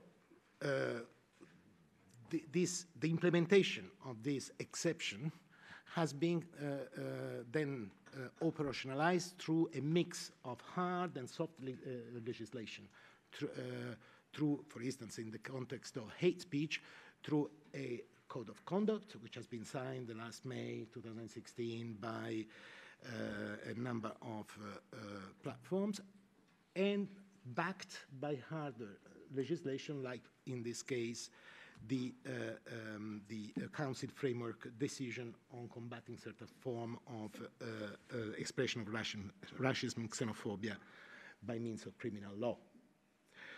This just to give an example, but the same can be said about terrorism. Another action which involves legislation in this specific area of illegal content, it is the AVMSD, so Audiovisual Media Directive, which extends the responsibility to audiovisual platforms that upload audiovisual content that is harmful to minors or contains elements of incitement to hatred, and establish specific measures that should be taken, put in place, appropriate measures by the platforms themselves. Now, the effectiveness of these means still to be fully evaluated.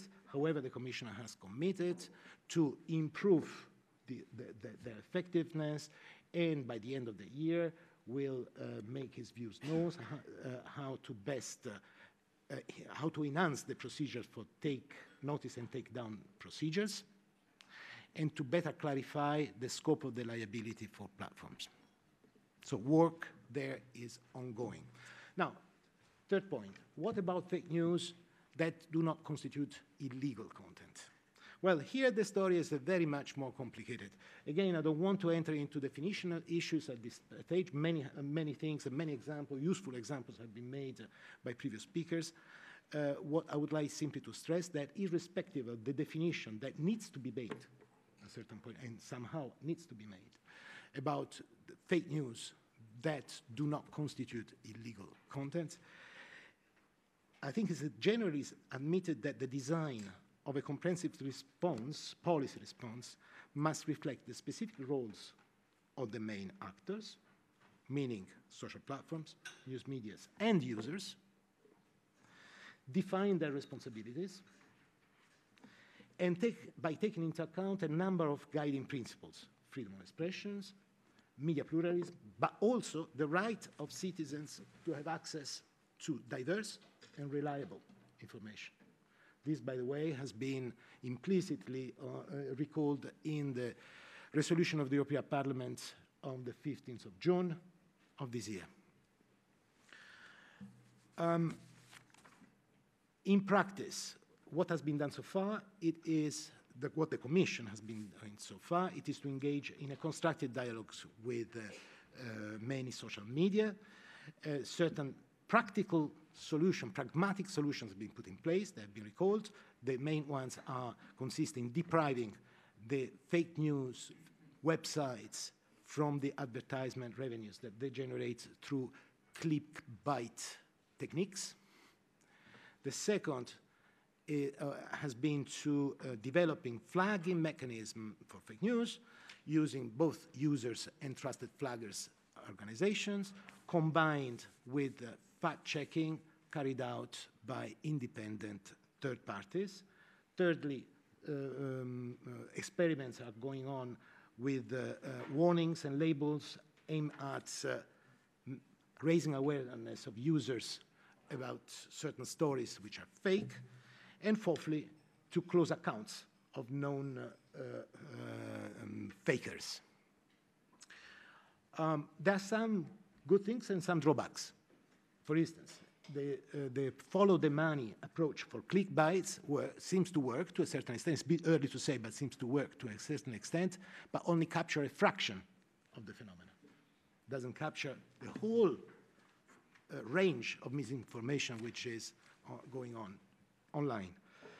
The flagging and fact-checking system is indeed doing good result, but has raised some eyebrows for three reasons. First of all, it is only identifying a limited amount of news. Secondly, intervenes too late when the damage is already done. And thirdly, certain users start to complain about social media exercising private censorship and giving clear preference to more solutions that would create a more diversified and pluralistic ranking of alternative sources of information on social media.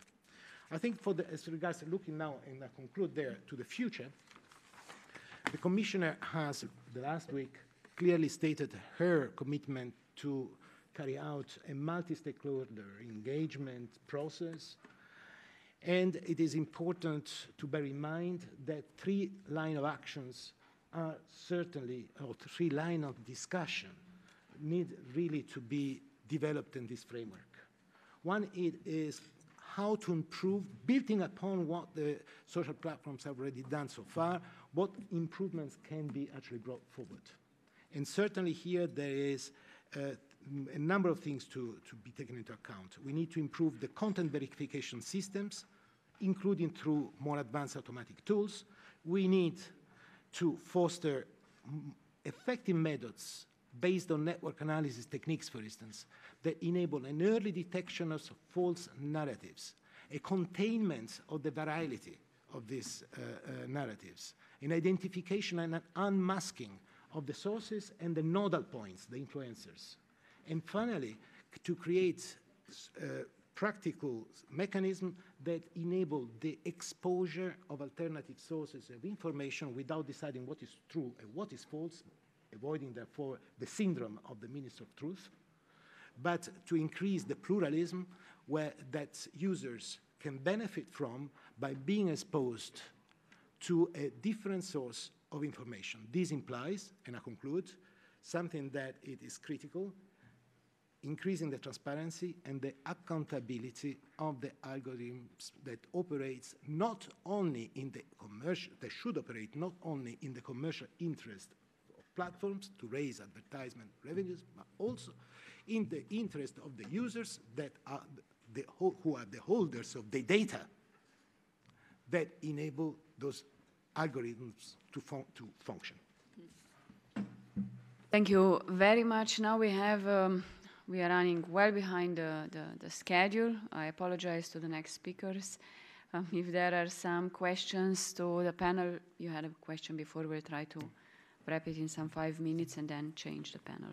Thank you. Can you hear me very good?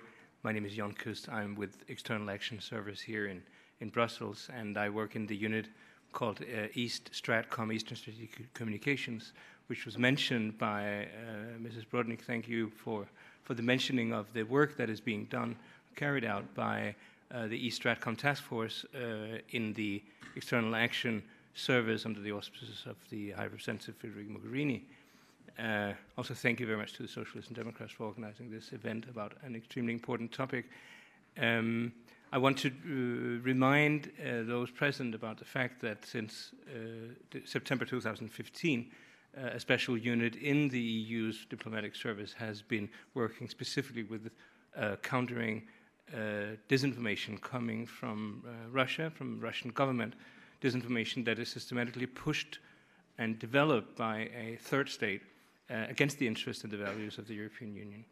I also want to say that in that context we have, and I can say that as a part of the unit, we have certainly developed an appreciation of the fact that something that's also being brought up by some of the speakers, namely that it is a little bit difficult maybe to identify a comprehensive answer to the question of fake news, because fake news appear in context. And there's a great difference between a populist reason for spreading fake news or a technical or commercial interest in spreading fake news, and on the one hand, or the lack of due diligence from the side of a media or a journalist on the one hand, and then on the other hand, the case when a state actor is systematically using disinformation, we prefer that term over the term fake news, uses disinformation to undermine the interests and the values of, in this case, the European Union. My question to the speakers is if to what degree they want to open that discussion, of add that component to the question of when we discuss fake news, that the problem when there's a source that uses that is a state actor rather than an actor from civil society. What comment you will have to that? Thank you very much. Who would like to pick up the answer? I can say something. Yeah, please, Ingrid. Yes, I also do think that the Russian digital agenda is a huge issue. Just yesterday, I have a new sport on Facebook. When I see advertisement on Facebook, I always click on a button. You can do it as well. You can click on a button. It says, "Why am I seeing this?" And yesterday I saw advertisement by RT Deutsch, formerly known as Russia Today, and it was targeting Austrians. And as you might know, we are having elections in October, and I was like, I'm not sure how I should feel about that.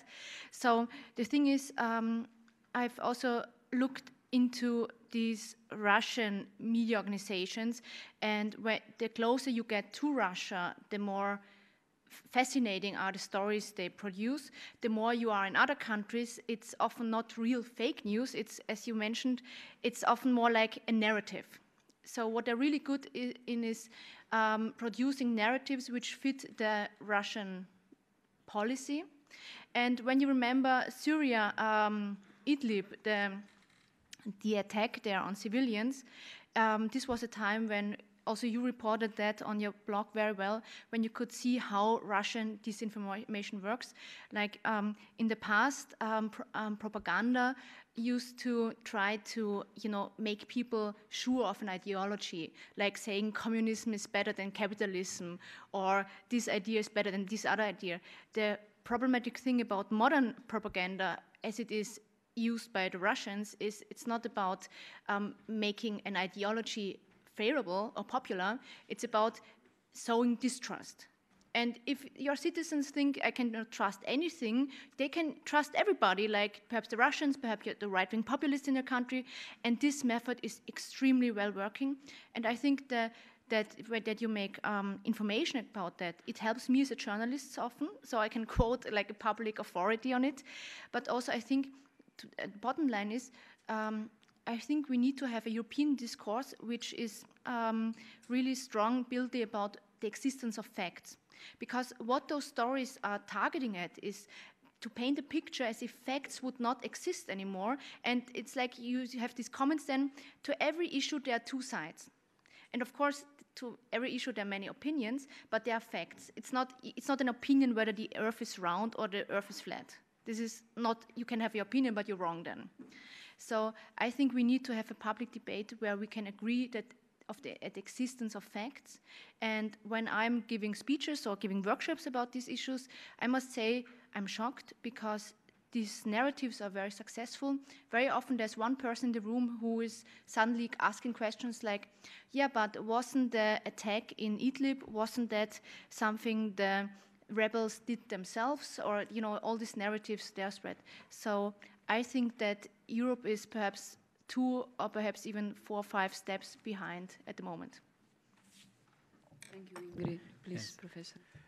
I will just add one thing. We must be aware of the fact that for Russia, and you are totally right, and it's a big problem for Europe, it's just the return of the boomerang, because they consider that we have destabilized USSR by information war.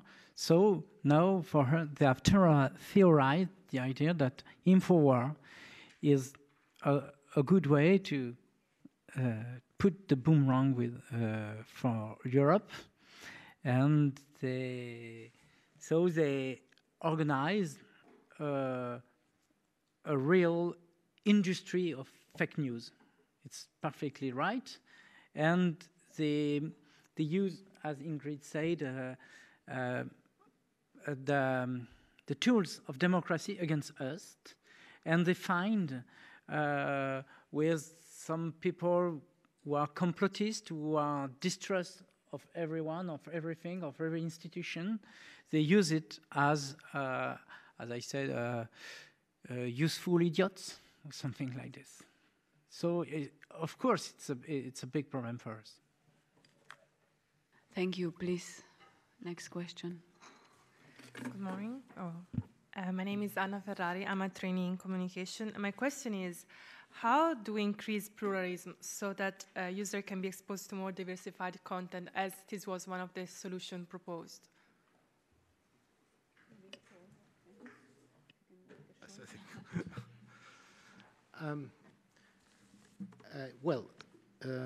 Indeed, that requires a reflection indeed.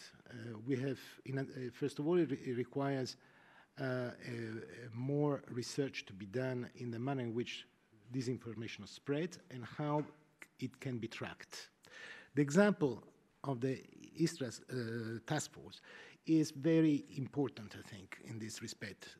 The work done in that respect follows a specific type of misinformation, follows a narrative, and of course with many facets in it, but has an identifiable observation point.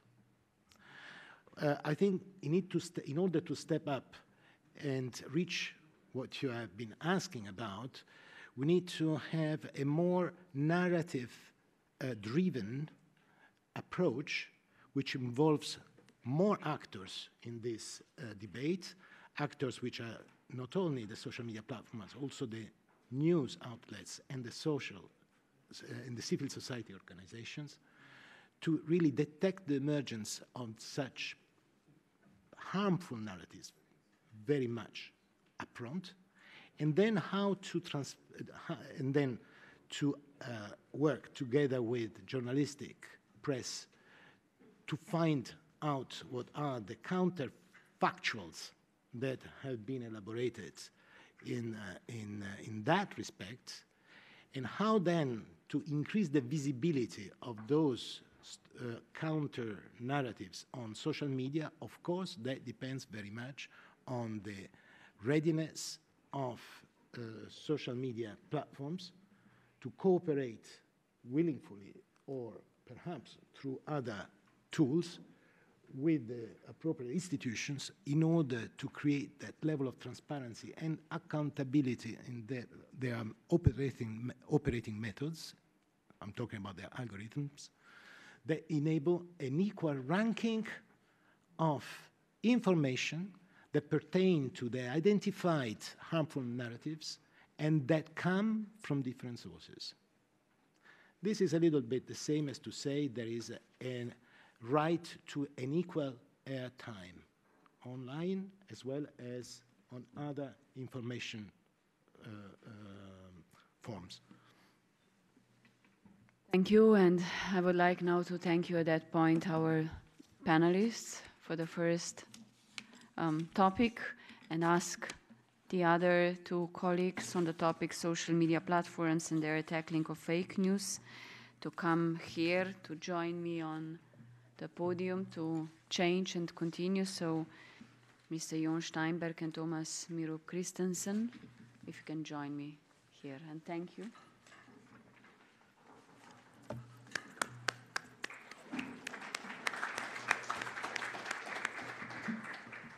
And we'll just continue. So as I mentioned, social platform and how they are tackling the fake news. A lot has been said already. So not to waste too much time. I don't know if you need some presentation or some computer. No? So then you don't.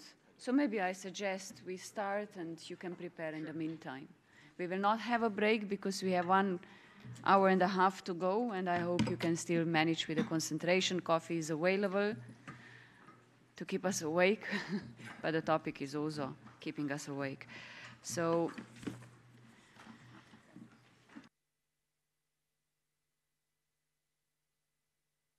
I will just pass directly the floor to Managing Director of EU Affairs, Head of Office, Facebook.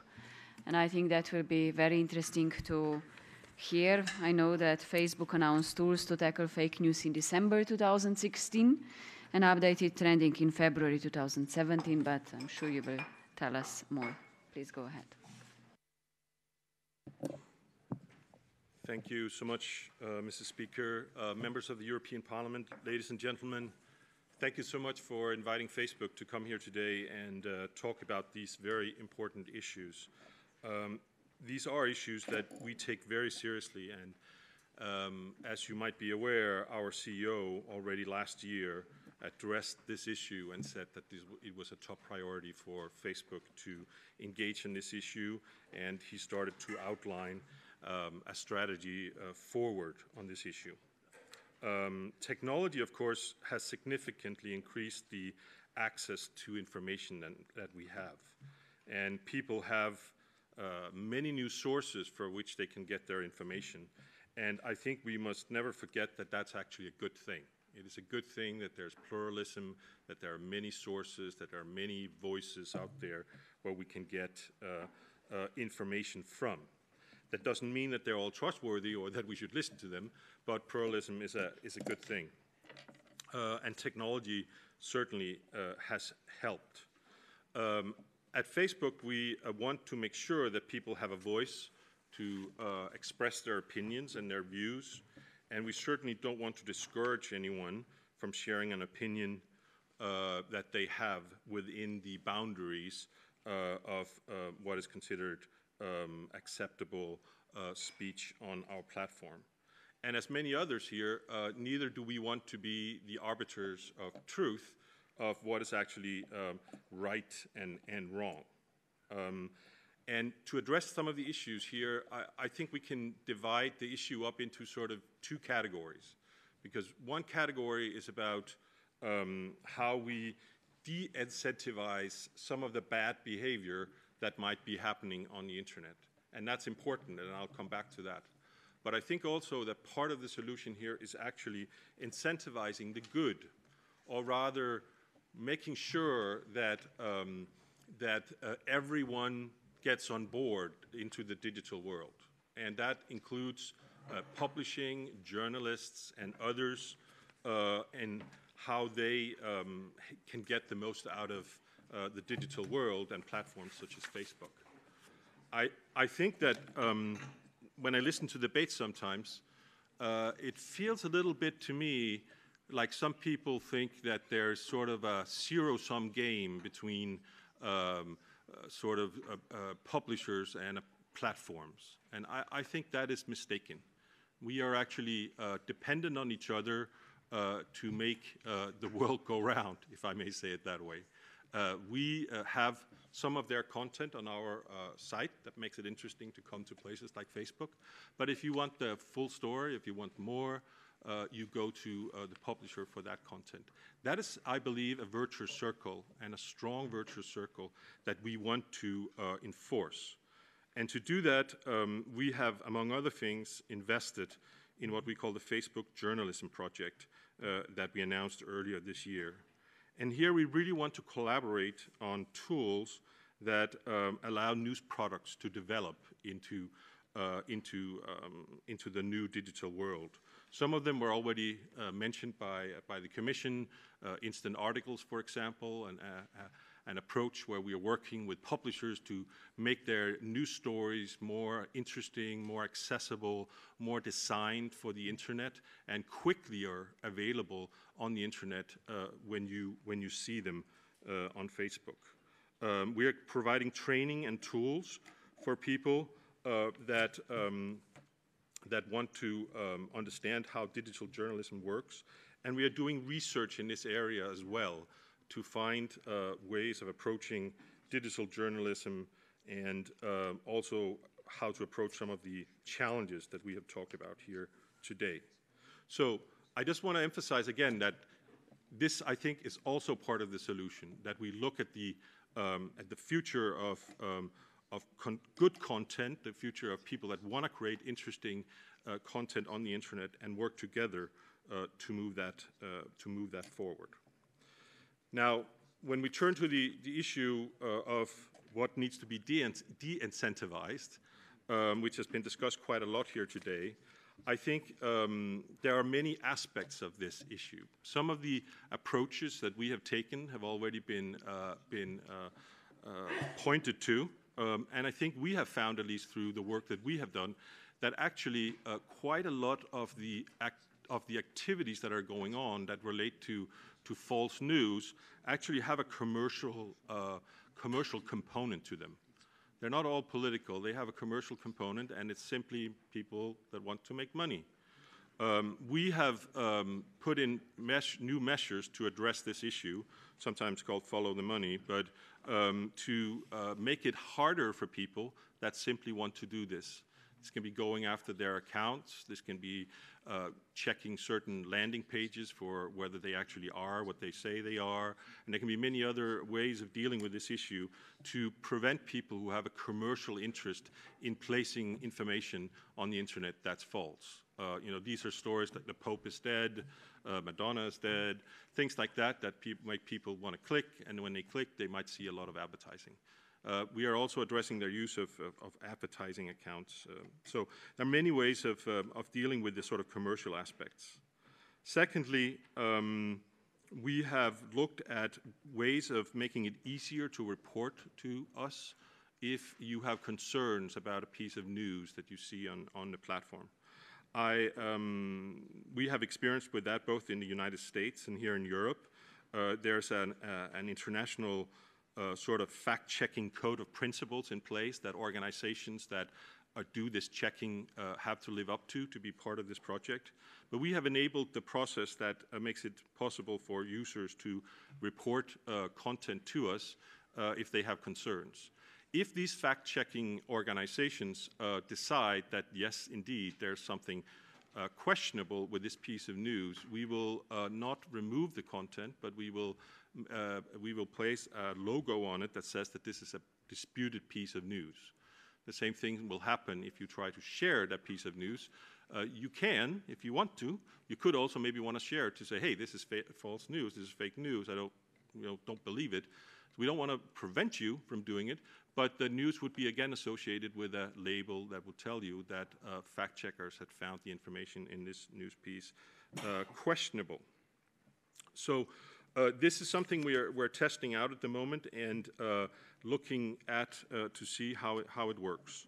The last part I want to mention, and I think this is absolutely key to moving this forward as well, is the part of this that deals with digital literacy and the importance of making sure that users are trained in literacy, in digital media literacy, in understanding is this a trustworthy source? Is this information I should just share with others? Should I just check before maybe I share? All kinds of things that we all have to learn and maybe become better at in the digital world. And that is as well something we are thinking of and investing in doing both online and offline. So I'll stop there and I look forward to the questions. Thank you. Thank you very much. I want to ask our next speaker, Mr. Steinberg, and then we have a round of questions. Great. Please be short because we're a little bit delayed. Yes, I'll do my very best. But first of all, just thank you very much for the opportunity to be here. And I want to take the opportunity today to talk about a couple of issues that Google's been working on to address these concerns around fake news. But I think the first thing to start with for Google is our mission, which is to organize the world's information and make it universally accessible and useful. Because it really does shape the way that we think about these problems. And the way that the internet and how people use it continues to change, not only every year, but every day, means that we're constantly evaluating and making changes to search to meet both the evolution of the web and people's expectations. So I'm going to talk very, very briefly about how search works, because I think in order to talk about fake news on Google, you have to understand how search works. Then I'll talk about some of the ways we've been tackling fake news, and then a new tool that we've launched this summer, which we think addresses some of the concerns around media plurality you heard in the last panel.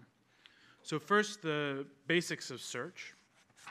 And I'll speed through this, but basically the way search works is that we have web crawlers that go out on the web, and they try to organize the information that's out there on millions of websites, and they bring that information back to Google, and that forms a search index. When web crawlers find a web page, our systems identify signals on that page, from keywords to the site's freshness, and we keep track of all of that within the Google search index, which is made up of over 100 million gigabytes. But when you put in a query, you don't want websites, you want answers. And so our ranking systems, through the use of algorithms, sort through those hundreds of billions of web pages in our search index to give you useful and relevant information in a fraction of a second. And when we think about those algorithms and those systems, our focus is always on the user. Any changes we make to search are always designed to improve the usefulness of the results that you see. And we test those changes because we're constantly working to try to improve search. In 2016 alone, we ran over 150,000 experiments, resulting in just over 1,600 improvements to search. Because our engineers have lots of ideas, thousands each year, of ways to continually improve what we offer. But we don't go on a hunch or an expert opinion. Instead, we rely on extensive consumer testing and have a rigorous evaluation process to analyze metrics and decide whether to implement a proposed change. And we gather data in many ways, and in the interest of time, I'll move ahead a bit more quickly. So I've sped through it in just a couple of minutes, but hopefully you all now have a couple of top-line understanding of how search might work. So how, with understanding that, do we try to tackle this challenge of fake news? Well, it comes in these 4 ways, and I'll go through each of them individually. But the first thing I want to say before I get into the details is that fake news, as we see it on search, is in some ways a familiar challenge to Google. Because like other forms of spam, it's an attempt to game our algorithms to put low-quality content into your search results, typically to generate revenue through clicks on advertising. And we've been working since the launch of Google 19 years ago to fight this kind of low-quality content, and we continue to do so today. Because when the results in search are not useful and relevant to your query, then we've failed in our mission, and that's a disservice to you, our users. So the first way to fight fake news, we think, is by promoting and helping people find quality news content. And that's why we launched Google News. It may be worth explaining that Google News was born out of the experience of the attacks of September 11th in the United States, when we noticed that people came to search looking for information about the World Trade Center. But because we weren't servicing news content, what we were able to tell them was about the building, who designed it, when was it built, how tall is it. But on that kind of day, that's not what you were looking for when you were searching for the World Trade Center. So that's why we launched Google News, and it's an aggregator of 80,000 sources from 71 countries and 40 languages. And I should say out front, there is no advertising in Google News.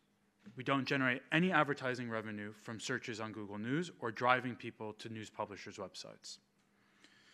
In order to be considered for inclusion in Google News, outlets must fulfill a number of publicly available criteria, which have been adjusted over time to maintain the quality of these sources. And these include that sites in Google News must not misrepresent, misstate, or conceal information about their owner or their primary purpose. They should primarily offer timely reporting or analysis on recent events, and those news sites should be accountable. We aim to provide consumers with access to a broad range of media outlets and information, and that's why we don't review or reject outlets based on their political or editorial perspective. And critically, the purpose of Google News is to drive consumers directly to news publishers' websites. It's not in our interest to keep consumers on Google News, it's our interest to drive them to publishers so that they can monetize this traffic and their own content. In addition to this, we've been working with publishers all across Europe for years to try to help them address the challenges of the digital news transition.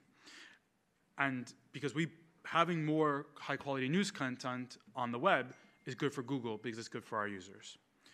About 3 years ago, we committed funding of 150 million euros across the European Union to journalists and news organizations, and so far have provided 50 million in funding for over 250 projects. But more than just funding projects in newsrooms, we've been working hand in hand with publishers and journalists to develop new products and tools to help them meet their challenges. And one of the tools that we created is accelerated mobile pages, which was mentioned by the representative of the Commission earlier, which helps connect readers with quality content on mobile more quickly. In addition to that, our News Lab team works directly with journalists and entrepreneurs to help with storytelling, distribution, and fact-checking tools.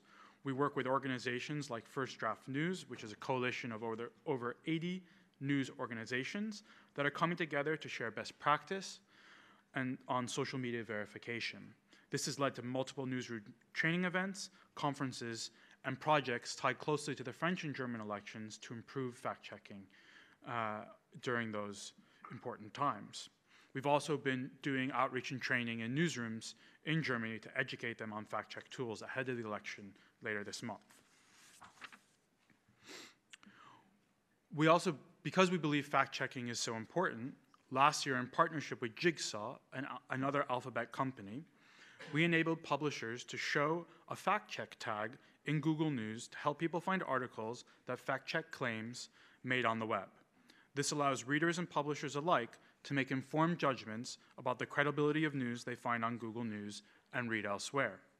And starting in April of this year, we expanded the fact-check label from Google News to search, and we've expanded that globally, and it's now available in all countries and in all the languages that we serve. Meaning that now, for the first time, when you conduct a search on Google that returns a result containing fact checks for one or more public claims, you will see information that clearly labels that on the search results page. In addition, we think this fact-checking tool complements how we know users are using search today. A recent study published by academics from Michigan State, Ottawa, and Oxford universities showed that over 60% of users often use search to check facts that they hear elsewhere. So they may read something in social media or hear it from their friends and family or from broadcast news, and they come to search to check whether or not it's true. So the introduction of these fact-check labels should help to even more dispute rumor and dispel myths online. In addition to this, we've also taken a follow-the-money approach to try to cut off the financial incentives to create fake news by cutting off the money that funds it. In November of last year, we launched a new policy for AdSense, our advertising platform for publishers, which bans publishers from placing ads on content which is deliberately misrepresentative, and this policy has since been used to demonetize multiple fake news sites. Last year alone, we took action against bad ads and sites, including removing 1.7 billion ads for policy violations. We removed 100,000 websites from AdSense. We prevented 300 million videos from being monetized with ads, and we took action against hundreds of sites for misrepresentative content. And this was not the first instance of Google choosing not to advertise against a form of content for quality reasons, and I can talk to you about more of those reasons during the discussion. And I think one of the last category of things that we've done, which is to work to improve our products, we've done two important things. First, and these were changes that we launched and announced in April this year. First, we launched new feedback tools, particularly for some search features, such as autocomplete, so when you're typing into search and Google makes a prediction of what you might be searching for, and for featured snippets, is when we show an answer directly in the search result. We've made it easier for people to directly flag content that appears in both those suggestions and in the featured snippets, and these feedback tools include clearly labeled categories, so you can tell us directly if you find sensitive or unhelpful content, and we can use that feedback to improve our algorithms. In addition, we've changed our ranking algorithms to emphasize authoritative sources in your results. And one of the ways we've done that is through changes to our search rater guidelines.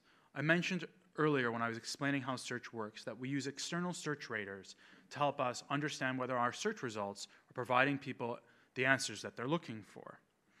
There are tens of thousands of these people globally who have been trained to review search result pages. They don't look at individual websites, but they look at the search result pages. But unfortunately, until recently, the quality guidelines that are used to train these people did not do a good job of assessing inaccurate or offensive results. To remedy this, we've updated the guidelines to clarify that high-quality results should be accurate and highly credible, because we don't think we've met our users' expectations of quality when we surface pages which are deliberately created with factually inaccurate content, contain upsetting or offensive results for queries which are not obviously upsetting or offensive, not obviously seeking upsetting or offensive content, and pages which directly contradict well-established scientific or medical consensus or historical fact. These updated guidelines help our engineers and our algorithms identify instances when our ranking systems don't do a good job of helping users find quality content, and we're using the information from those raters to constantly update our algorithms. So the last thing I just want to mention before I finish is just a new feature that we've recently launched, which I think directly addresses some of the concerns I've heard already today about pluralism. So the product that I'm referring to is called the Feed, and this used to be called the Google Search app, and you can download it on iOS or on Android. And the Google Feed is the new Google Search app, which allows you to follow issues that are of interest to you. That could be celebrities, it could be your favorite sports team, your favorite politician, or other issues. In the Search app, you choose issues that are relevant to you, not your social group. And with the updated Feed, Google combines the most important news stories of the day with ones about topics that you've signaled your interest in. But specifically to think about pluralism, because we understand the importance of getting information from a diverse set of sources, especially when it comes to news. So that's why we've been thoughtful about designing a user experience that highlights a variety of perspectives on these topics, showing multiple viewpoints from multiple sources, as well as other related articles. Users will be able to fact check, see other relevant information, and get a more holistic understanding about a story. And with that, I'm happy to take questions. Thank you very much. We have some time for questions, so please be short in your question, and please also indicate to whom you will address your question. Yes, please. I will take them one by one, and then we collect. My question is for Facebook. I think there is a real vicious circle when Facebook and fake users can earn money even with fake news.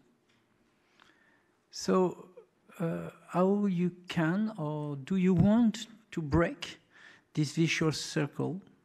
Like Google, for instance, they have decided not to put some ads on some fake news websites. So we have heard that during the Trump election, some students in Europe have created fake news because they have earned money with that. So how you can fight against this fact?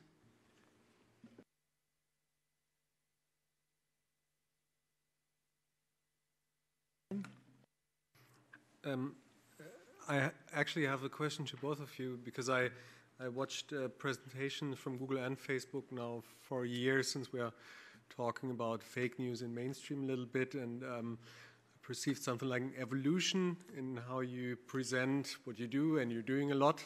To be completely upfront, I'm German. Was there something like a oh shit moment in your companies? Good question. Other participants who also wants to? Okay, so then who wants to start? I think only one of those questions was really for me. I would say that a lot of the projects that I've talked about are projects we've been working on over a period of years. So trying to work with publishers is something we've been doing for quite a long time. Trying to support quality journalism in Europe is a project that we've been working on for years. Trying to improve our algorithms is obviously something that we've been working on since Google launched 19 years ago. As I said, we don't consider search to be a solved problem. But of course, as the world's attention focused on fake news, really starting in November of last year, that was an important signal to us to make sure that we're doing everything we possibly can to address those challenges. And as I said, I think at least when it comes to search, this is a problem which is very much like other problems of spam or other bad actors who are intentionally trying to game our algorithms. So we have a wealth of experience. It's not to say that we always get it right or we can be perfect, but I think that our engineers were very motivated to address these challenges, because we really are really focused on serving our users and making sure that when you come to search, you're getting the results that are relevant and important to you. Thank you. To address the question from the gentleman over here, absolutely, we want that, right? I mean, this is, you know, I think what you're sort of saying is that, well, there's some money to be made, right? Well, that money, you know, if we were to go after that, would destroy the credibility of our platform, right? I mean, it's important for us that we have a platform where people don't, you know, get surprised or get presented with things that are not what they thought it would be. So we have every interest in fighting that, and we absolutely want to, because it's in our interest and because we want to be good citizens, but also because it's in our interest. On the other question, I can almost say the same thing. We've been working on these things for years on things like clickbait, for example, making sure that you know, false accounts or invalid accounts were shut down, things like that. But naturally, over the last year, this work has intensified as this has become an issue that is on the minds of many people.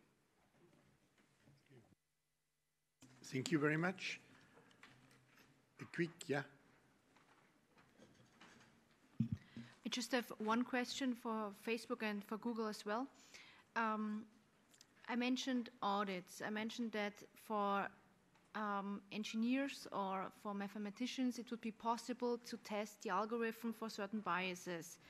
And it's very hard to make those tests on the outside.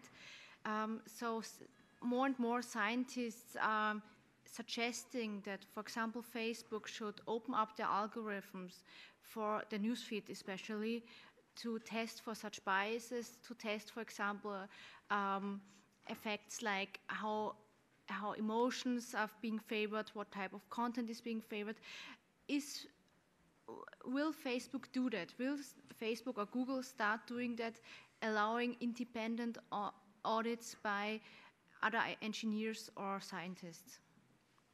Okay, so thank you. Thank you for that question. It's an important issue, and I think that the challenge is that that we want to do research the right way, and we actually have a research program at Facebook, and there's a page on the web, maybe you're already familiar with it, where you can see what kind of research we allow people to do. And the reason for this is that, you know, there's a lot of ethics evolved around this issue. For example, in the Facebook journalism project that I shortly mentioned in my introduction, we are talking about research. We are talking about how to do these sort of things.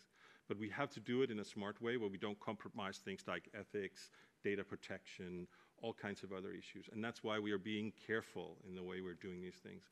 But I think it's a discussion we should have, and I think we should find ways of addressing these issues. I think the only thing I would add is that there is an organization in Germany who is currently running an experiment to try to see whether or not there's bias in our algorithms around the German election, and the findings they've already published demonstrate that they haven't found such bias. So I think that there are ways of trying to understand that kind of issue, and I'm pleased to see that so far those that are using those ways are showing that you know, that we are doing what we say we do. So, very short, because we are behind in our schedule. Thank you. Very short. Just because we're working recently on the code of ethics for the new technologies, artificial intelligence. I'm chair of STOA, the Scientific and Technology Committee. I would like to ask you, if tomorrow you would have a different job, like in politics, what would be your suggestions from what you already know to add to this code? So would you have like 2, 3 proposals to us to make sure that we guarantee the safety of privacy, and we make sure that we don't use algorithms for misinformation, but at the same time we will not, for example, allow to ban the content to protect citizens? Do you have any kind of codes that we can actually protect citizens from algorithms and at the same time not touch content, and to let the freedom of speech be a freedom of speech? I'm afraid I'm not familiar with the code that you've mentioned. Code of ethics is some rules that the scientists or the companies should follow and restrict themselves from doing something that could harm citizens, for example. So we should stop working on something that could harm citizens, like an algorithm that could change itself, and then the results might be against citizens. For example, if you have on your database some people searching about a disease, maybe this database could be bought by by an insurance company, and then some people might be excluded from their insurance. So the Code of Ethics says that this is something that we should not allow ever to happen in our society. So I don't want to say I'm happy to look at it in more detail, but I think that the kinds of issues that you just mentioned are issues that were in vigorous agreement about, and that the privacy policies and the other policies that we have within our products, the way that we handle personally identified information, the fact that we don't sell user data to third parties, etc., hopefully perhaps offer ideas that we can be more specific about to support that code, because I think that many of the issues that you've just discussed, we share common cause. Very quickly, I agree with what was said here. I think there are some of these issues for certain that are addressed by data protection regulation, by other things. We don't sell people's data either. That's not our business model. But naturally, there are discussions that we need to have, and I think it's going to be an interesting discussion to have about the impact of algorithms on different things, and that's an important topic we need to discuss in common. Okay, so thank you for the moment. I think we should take this opportunity to invite you for further discussions. We are interested as parliamentarians to keep in touch, and we'll try to find a format where we can continue this discussion with social media platforms on this really relevant issues. So thank you very much, and I'm asking the other colleagues then to join me on the podium. So thank you very much. And, thank you so much.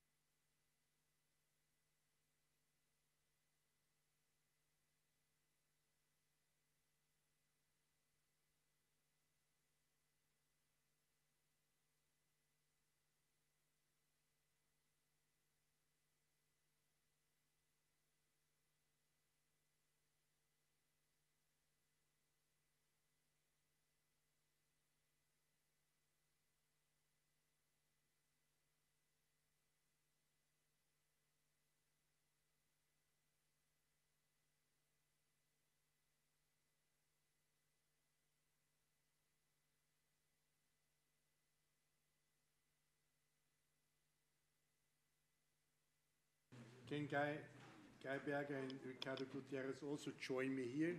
Because we want to combine these two sessions into one, so that gives us more time then for the final discussion. Yeah. So.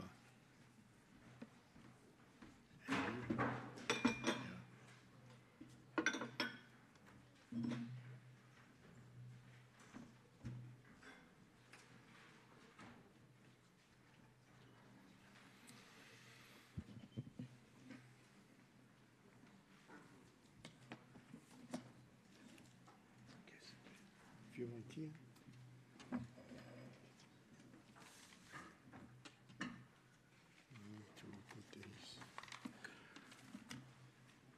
Okay, so you should start first. So we have two parts now. The first part is on the battle against fake news and the rise of the radical right, and the second one, which is related, fake news and the future of professional and ethical journalism. We have both parts in one session, and I would ask Joe Mulhall from Hope Not Hate from the United Kingdom to start with his presentation, and please try to be less than 10 minutes. Yeah, I'll keep it as brief as possible. I'll cut out some bits. Thank you for having me. I'm coming from an organisation called Hope Not Hate, which is based in the UK. We're an anti-racism organisation that kind of combines research about the international far right but also engages in political campaigning, community organising, and education. I'm going to talk very briefly a little bit about where does this fake news come from in terms of the far right, because I think we haven't talked about that a huge amount. How big and how important is the issue of fake news coming from the far right? And then, most importantly, I guess a few discussions about what we can do about it, which I guess is why we're here, really. It's been covered relatively thoroughly this morning already, so I won't go over it again. But of course, there are different types of fake news, as has been said. There are explicitly manufactured, completely false stories. And then there are also kind of half-truths, semi-truths, etc., and we'll go through those. So where does far-right fake news come from? It doesn't just appear on our Facebooks and our Twitters. It's created by people, it's created by political activists in terms of the far right, and we have to know where it comes from. There's a number of places. One is a number of quite large message boards, most of which most people will not have heard of, things like 4chan, 8chan, certain aspects of websites called Reddit. Some of you may have heard of these things, some of you may not. These are kind of message boards and picture boards that are often the birthing pool of these conspiracies that they talk about. Some pictures were shown of these this morning. A good example of this, which again has been mentioned, was Pizzagate in America, a conspiracy that there was a child grooming or child sex ring being run out of a pizza in America and being supported by Hillary Clinton. On the face of it, it sounds crazy. But it was born in these message boards, it was spread, it was then picked up by relatively mainstream media outlets, and it ended with a gentleman going in and firing an automatic rifle in the pizza restaurant. So this is the importance of some of these small little online worlds that exist.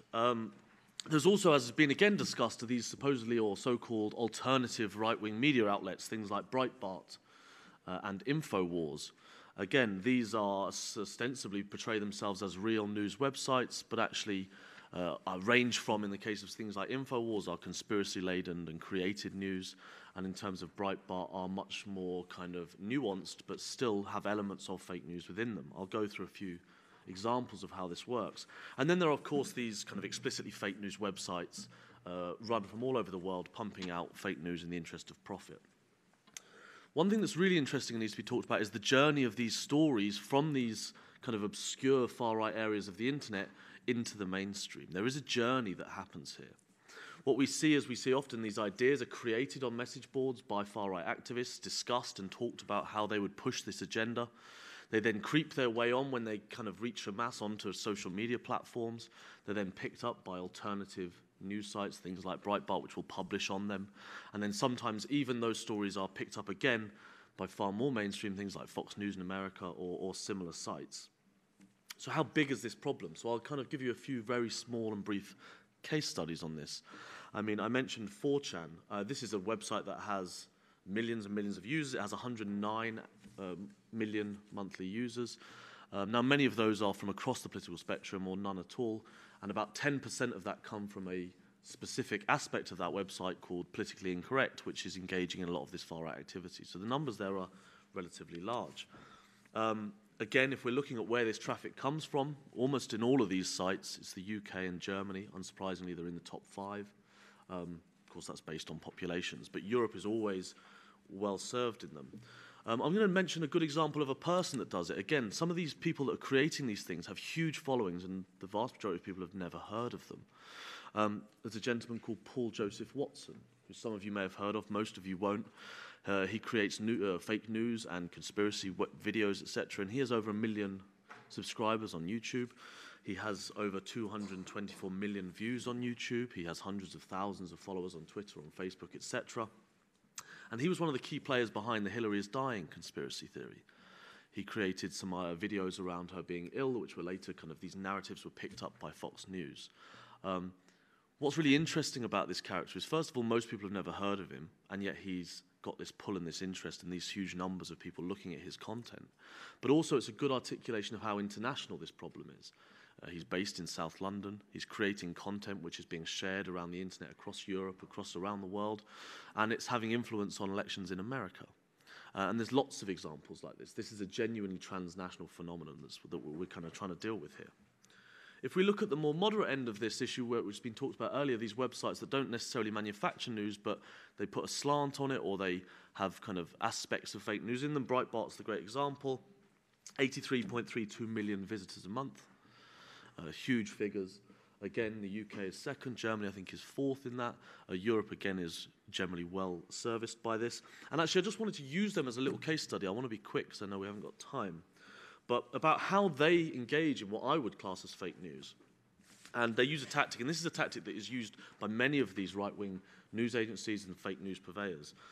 Essentially what they do is they have a headline that confirms the reader's beliefs or prejudices, and it's quite often very, very separate to the story.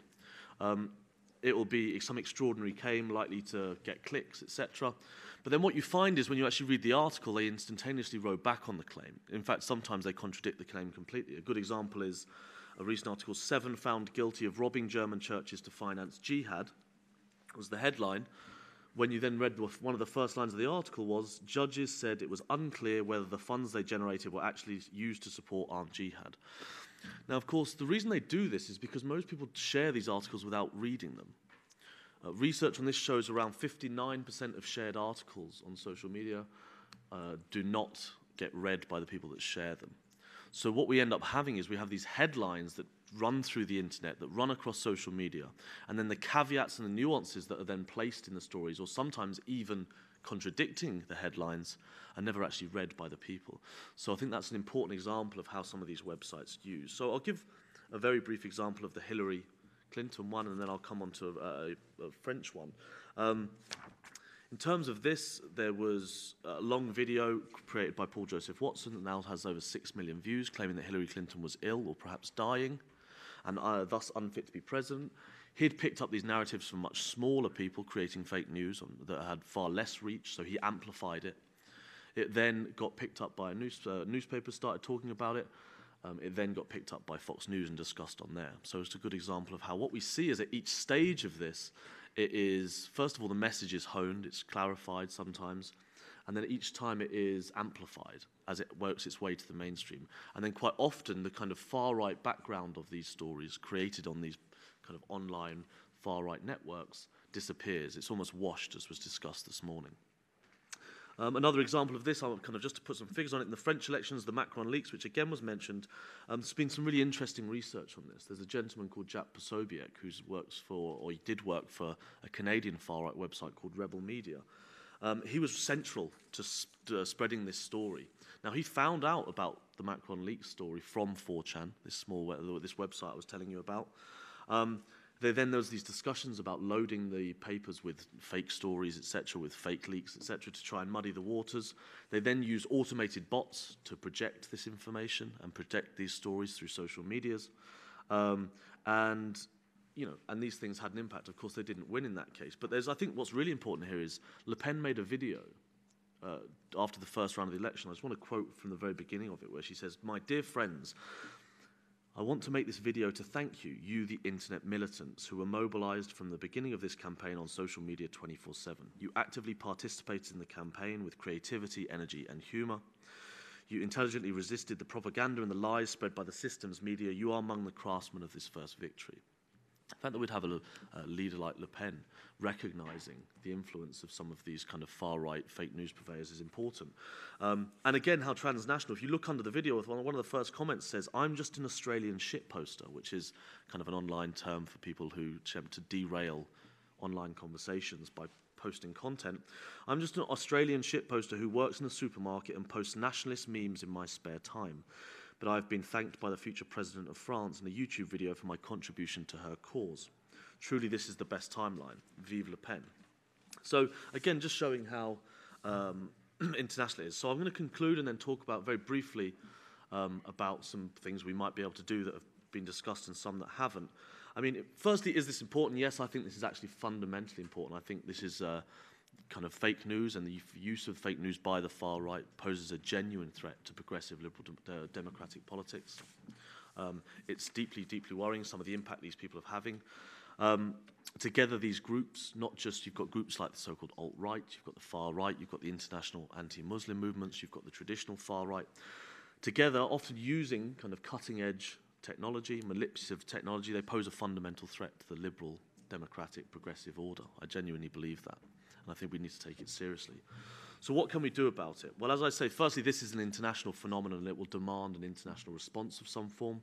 I think working along national borders here won't be enough. We have people in one country affecting politics in another, using people in a third. So very briefly, education is central to this. We have to teach people how to spot fake news, how to recognize it, what are the tools that people are using. We have to hold our mainstream newspapers and mainstream media outlets to account. They have an obligation here to not amplify and repeat stories that are not true or that are fake news. Hope Not Hate do a lot of work around challenging mainstream newspapers when they either print things that are incorrect or whether they are covering stories in a way that is different from the truth. So we have an obligation to do that. As has been discussed, we have to hold the platforms to account. Facebook and Google, it's good to see them here, but we have to continue to work to make sure those things happen. But more generally, I guess to finish, I say, is we have to fight back on this. We have to do more, and we have to fight back. We have to take these people on. Fake news is created by people. It is pushed by organizations with a political agenda, and it demands that we then fight back. And I don't just mean we have to fight back on their turf in some senses. We cannot fight where we want to. This is happening in certain spaces, and we have to get back and we have to speak a language that will work. Fact-checking has its place, of course it does, but a lot of this is based on fear, it's based on anger, it's based on emotion, and we have to speak those same languages. And that involves us being in those spaces and listening to those concerns and fighting back. So most importantly, I guess we need to fight the hatred and fear that is pushed by these people and pushed using far-right fake news with more inspirational, more positive, and more hopeful futures. I think that's the only way we're really going to win this, and that's by listening to people and attempting to. We can go through all the fact-checking we want, we can deal with all the platforms we want, but this is going to be a battle about us producing messages and stories and narratives that are more positive and more progressive. Thank you. Thank you very much. Next speaker is Gerald Hensel. There was some problem with the slides, but I think it's solved. Sorry? So do we have a presentation? Or yeah, that's great. Good. What's your presentation? What's the name of it? Oh, I don't know. Oh, okay. Yeah, so problem is nearly solved.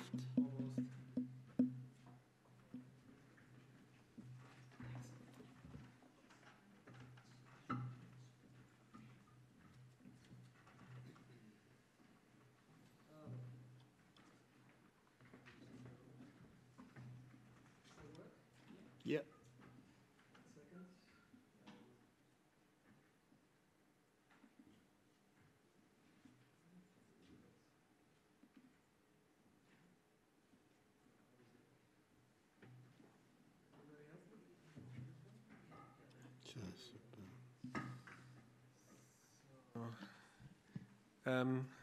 Ich glaube, guten Tag erstmal, ich heiße Gerald Hensel. Good afternoon. I come from an association called fearlessdemocracy.org, and I decided to speak German because there's only 8 minutes left after me spending 2 minutes trying to get this going. I'd like to talk about fake news today from a different angle, perhaps, which isn't necessarily political in per se. It's not about, the Macrons and the Merkels of this world. It's more about other people and people who've already spoken, actually. People like myself and people who come from the networks who are fighting against hate speech and smear campaigns. And the representative from the Ministry of Justice in Germany has already implemented and brought in legislation, and I'll be one of the first to benefit from this. Now, I am from a background with my team of PR and communication experts. A lot of us have been working in advertising, in the digital field. That's my field in particular. I started a private association, which was No Money for the Right Wing.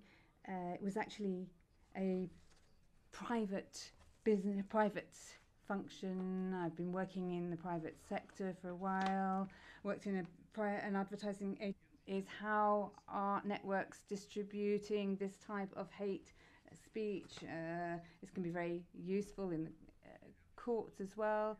There's a mobile app underway being prepared so that man on the street can be able to use it, and it will be helpful when we're talking about 150,000 accounts or narratives from accounts from populists, for people to be able to work out how to follow up this type of case.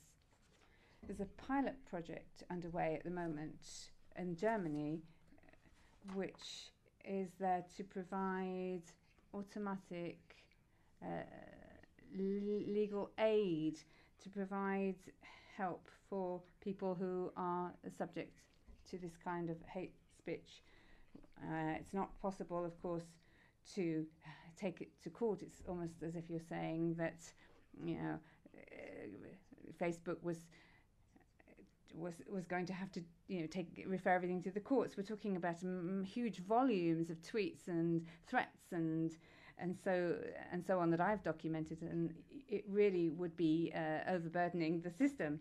But we've got 1,400 so many million units of hate speech which have led to this system, these pilot projects.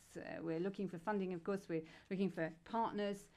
My email is available for anybody who's interested. And what we're calling for is fake news, smear campaigns are not only directed at Hillary Clinton, not just Mrs. Merkel, Mr. Macron. They also affect, priests, people in civil society, mayors, people like myself, and some people are not able to cope with it on their own. I think I've managed to stick to my time limit. Thank you for listening.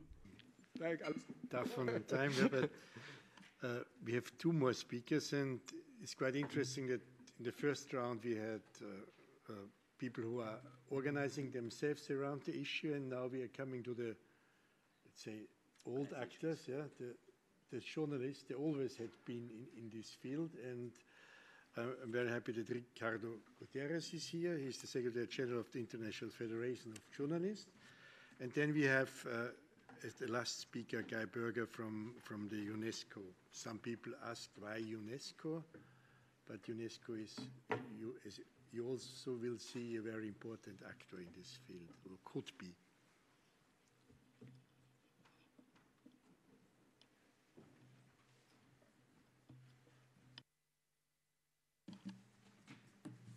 Thank you.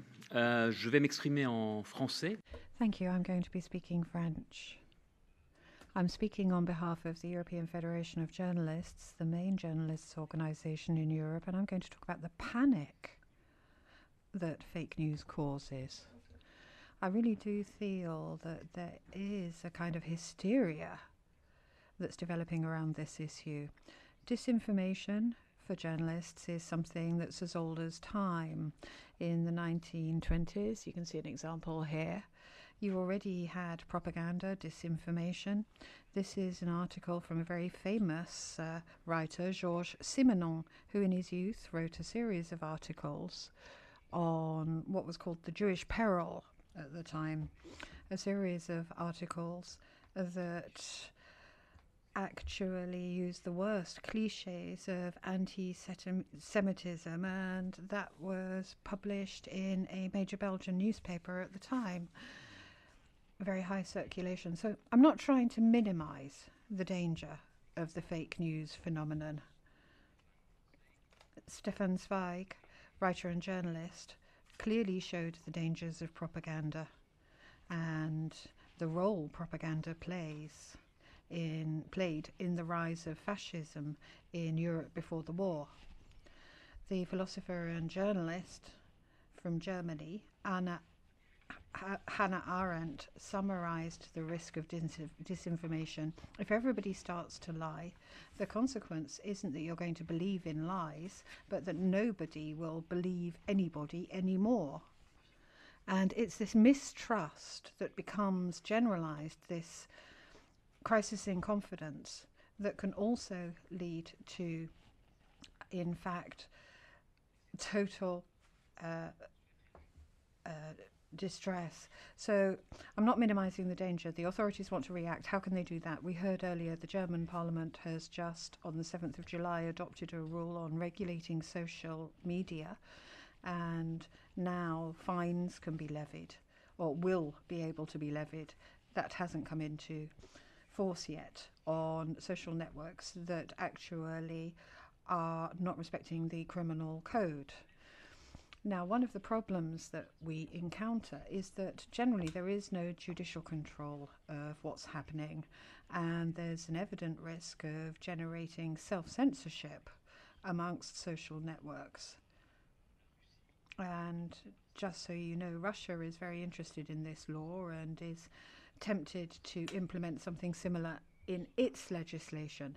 Now, we in the European Federation of Journalists are not opposed per se, although we've criticized it. The Protection of Journalists Committee in the US has also criticized this German legislation, saying it's censorship. Article 19, defense of the freedom of expression in the UK, has developed a very lengthy legal argument criticizing the legislation, and namely the powers that are given to the networks to decide what is going to be published or not, depending on the legislative risk. And so, to a certain extent, they're given a right of censorship which is disproportionate. So the problem is the attitude of the social networks, which will be dictated by their economic interests rather than by the public interest. So the European Federation of Journalists, the International Federation of Journalists, Article 19, the CPJ, the IPI, all of them have sounded the warning bell about this legislation to the Council of Europe platform for the protection of journalism.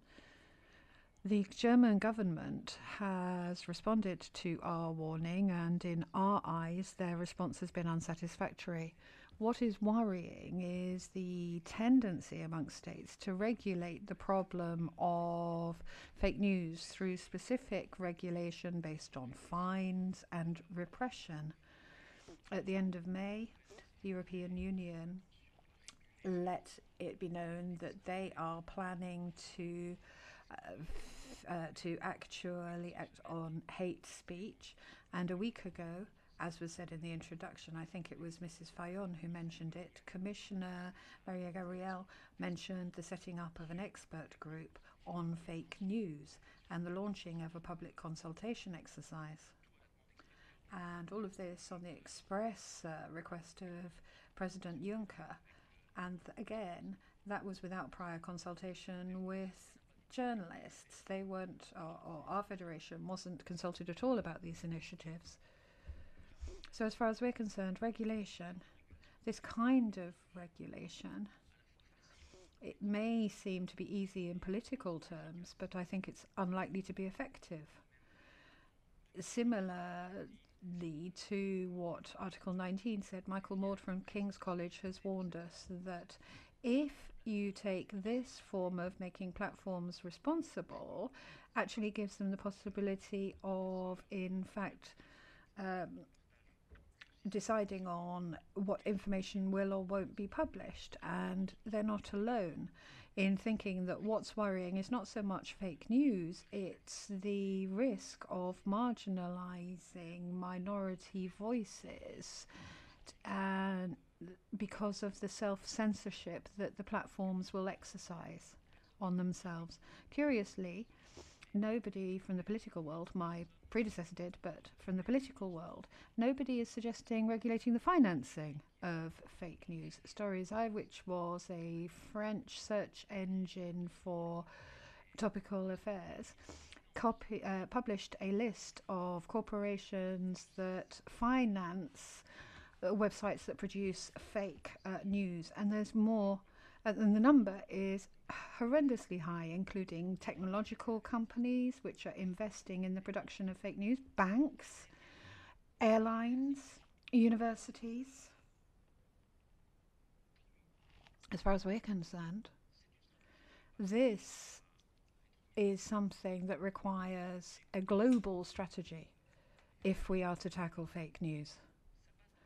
And the first step is critical education in the media of children and parents.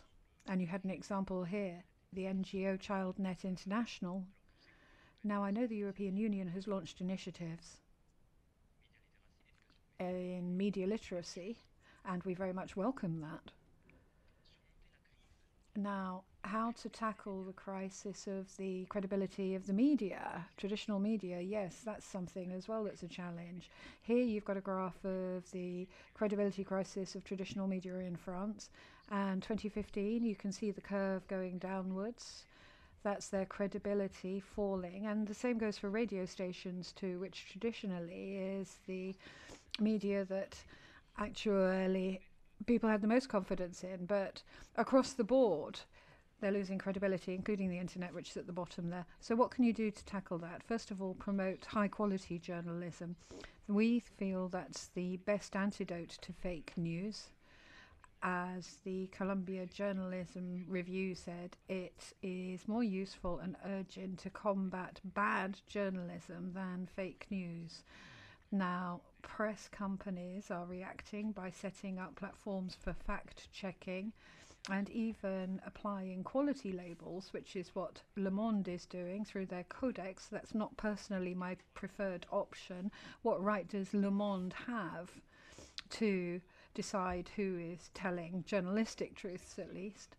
But fact-checking is not going to be a cure-all. We've seen this in Russia, a miracle cure.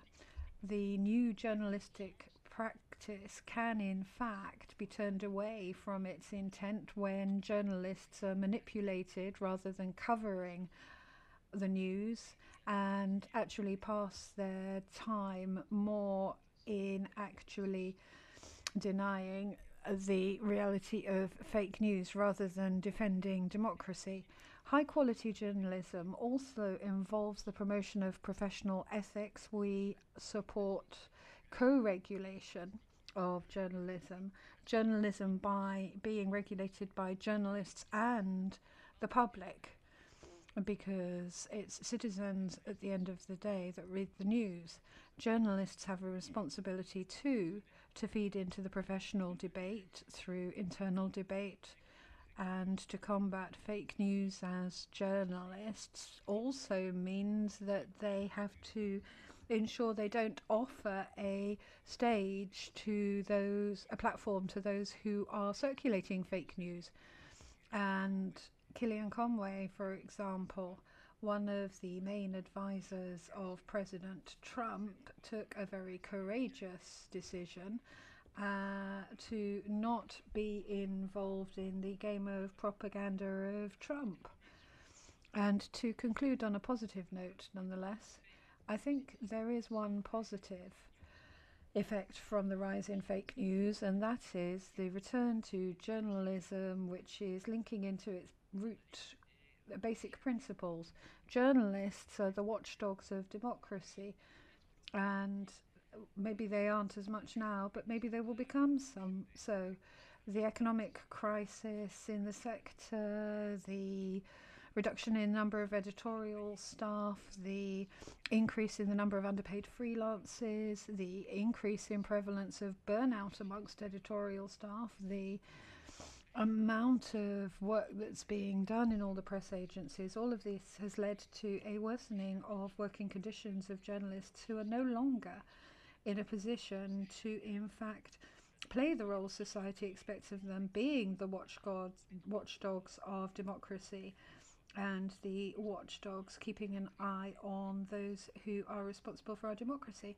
So I think we need a more pugnacious approach in journalism. We need responsible, high-quality journalism. We need more transparency also amongst decision makers who also have a role to play in combating fake news. I don't think we need more regulation. I don't think we need new restrictions on content. I think, as has already been said by Petra, The laws currently existing are more than adequate for tackling illegal content. Our last speaker, Mr. Berger. So we'll also go to the...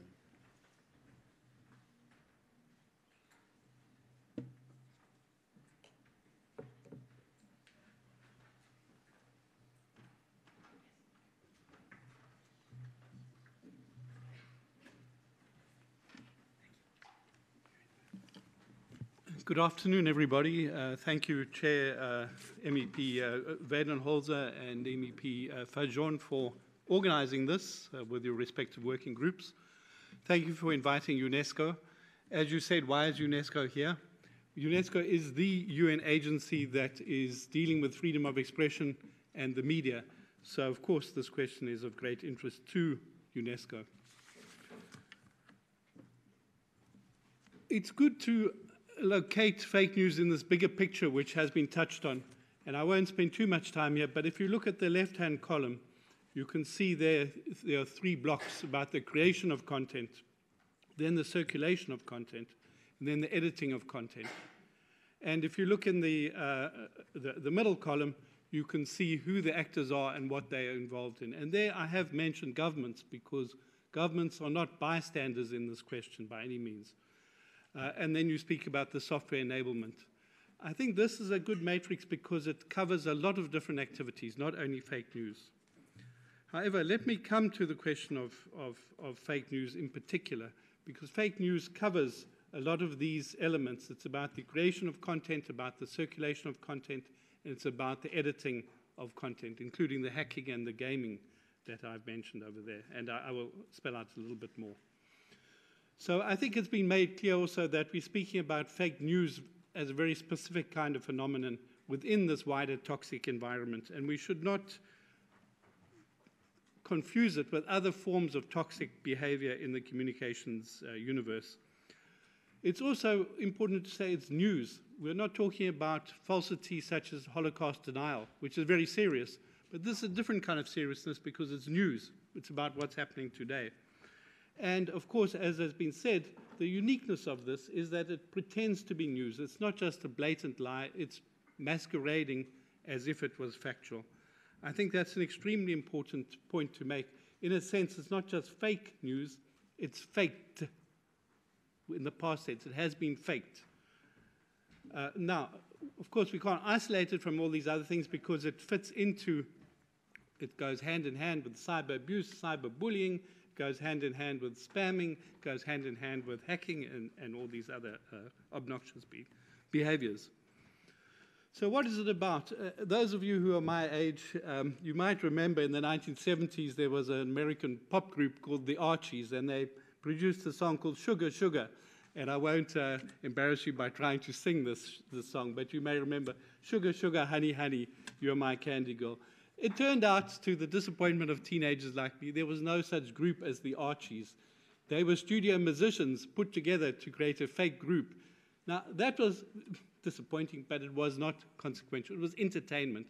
Now we're not talking about entertainment. We're talking about serious business of news, and that's the point I want to make. This is also not about teenagers just making money. As people said, this thing has evolved. It is not about the sheep who are being misled. It's also about the audiences who are participating in circulating, in the sharing of this in many cases. And it's not also about the partisan media, and it's not about weak journalism. It's about something far more serious and even sinister, and I think that's where it has evolved to.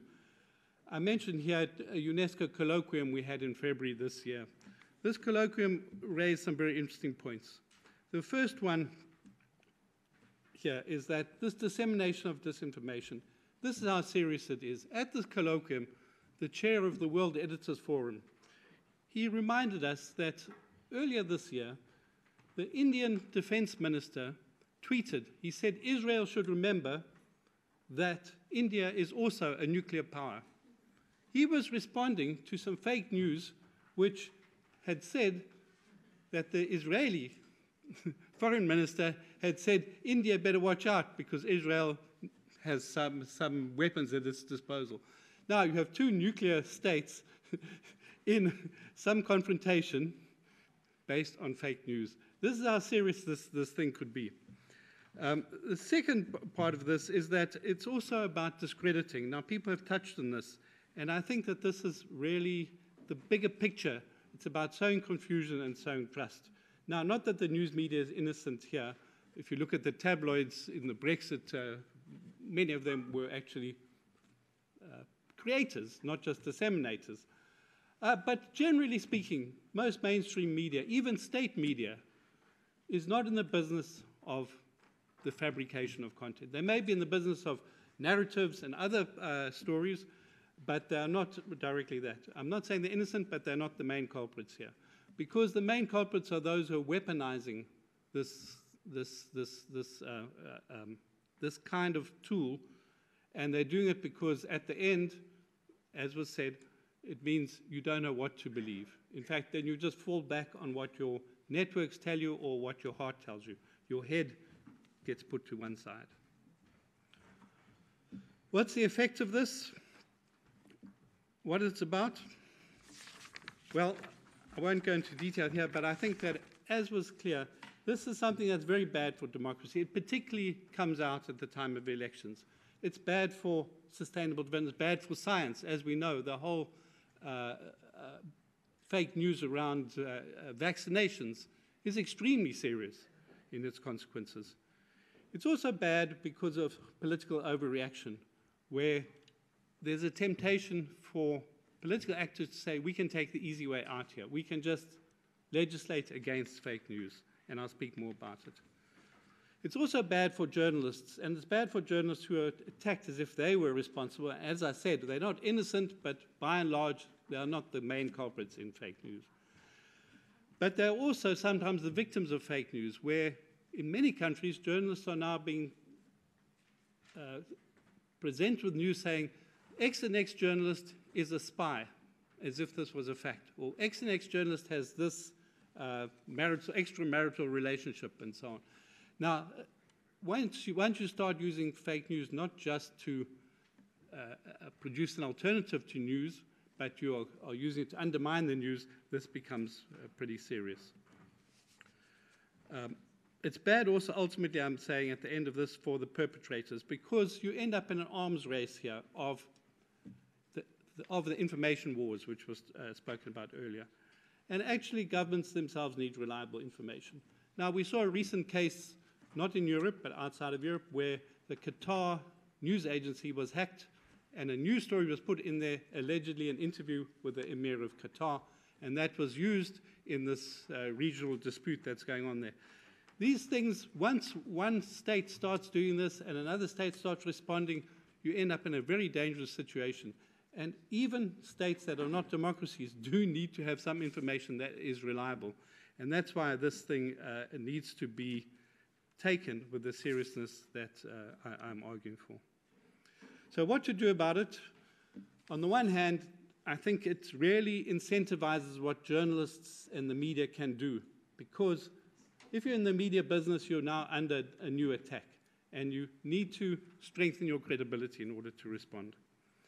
I won't go through all these, but I will say the training of journalists is super important, because the people producing these things in the most sinister era are highly trained, highly skilled as well. These are not just kids experimenting and doing satire or making jokes.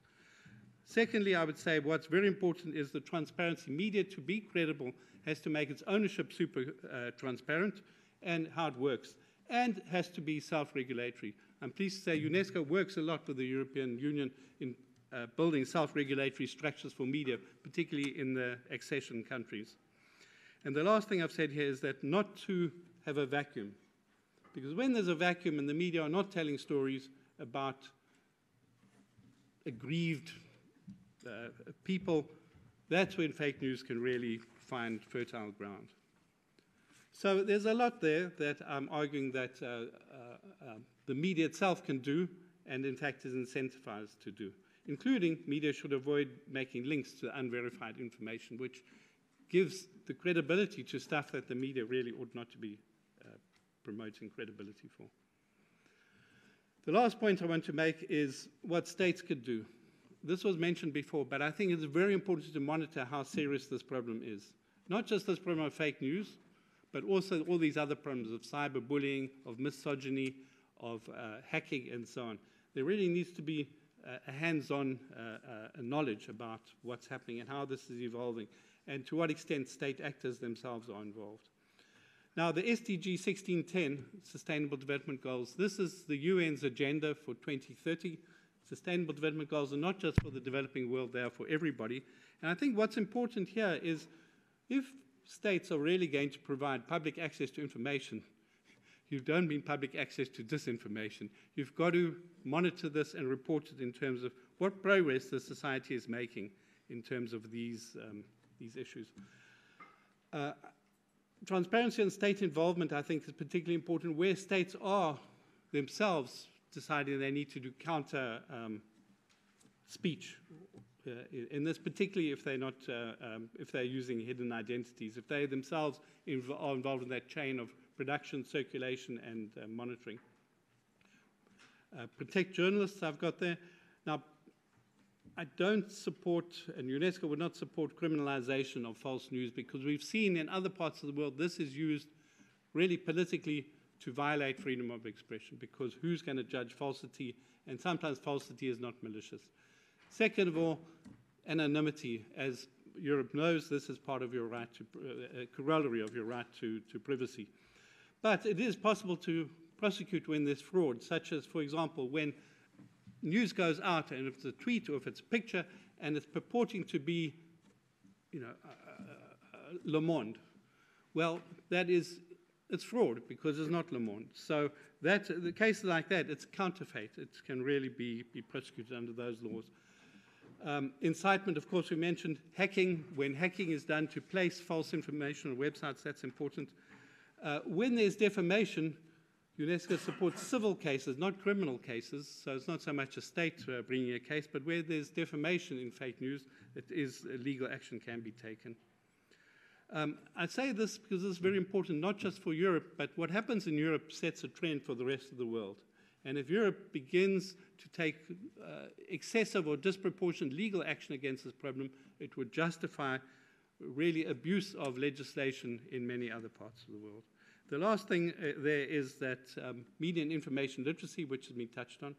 Here, UNESCO does already also work with the European Union on quite a lot of programs to really empower people so that they click wisely, they share wisely, they read before they share, they know what are credible brands, and they know how to check for information. So that's what I've said. To summarize, see the fake news in the wider context, understand its distinctive character, see professional journalism as an antidote. I didn't collaborate with Ricardo, but we used the same word. Promote transparency, not censorship. MIL, media information literacy. Monitor it. And we have a study coming out in November, which will exactly have a lot of focus on what's happening worldwide on this issue. Thank you. Thank you very much. We have a few minutes for questions. At least the next 5 minutes we have interpretation, and then we have to continue in English. Yeah?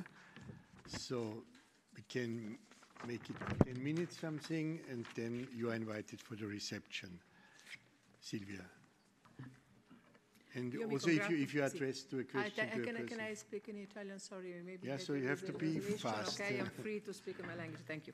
You have to be fast. And thank you so much for this organization. I'm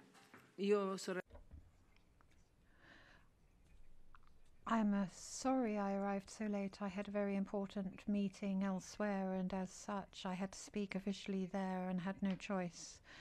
Obviously, I will pick up all of the documents, and there was someone making notes for me. Now, I know that you've heard that we have been working on making platforms more responsible and recognizing journalists' rights, and I don't want to repeat all of those points, but it is a huge dilemma. I do understand the broader context, and particularly the role of journalists, which is something I think that needs to be reinforced as a kind of mediator of news and the platforms often regret the fact that we are asking for quality journalism, which requires investment, and they say that can reduce the possibility of having quality journalism on the platforms. I think if the platforms want to be credible, and if Internet wants to be a safe, legal, secure channel that's seen as being reliable, they need to invest a bit more. Not just make profits, but invest more in the quality of information. You said, in conclusion, that we shouldn't, in fact, use more repressive regulation. What do you think of the German law? Then the national authorities that have mediators, do you think they should be monitoring this and in fact ask for content with fake news to be taken down? Or do you think this is something that can only be done ex post? Do you not think, again, it's more legislation, I presume, so I don't know your views.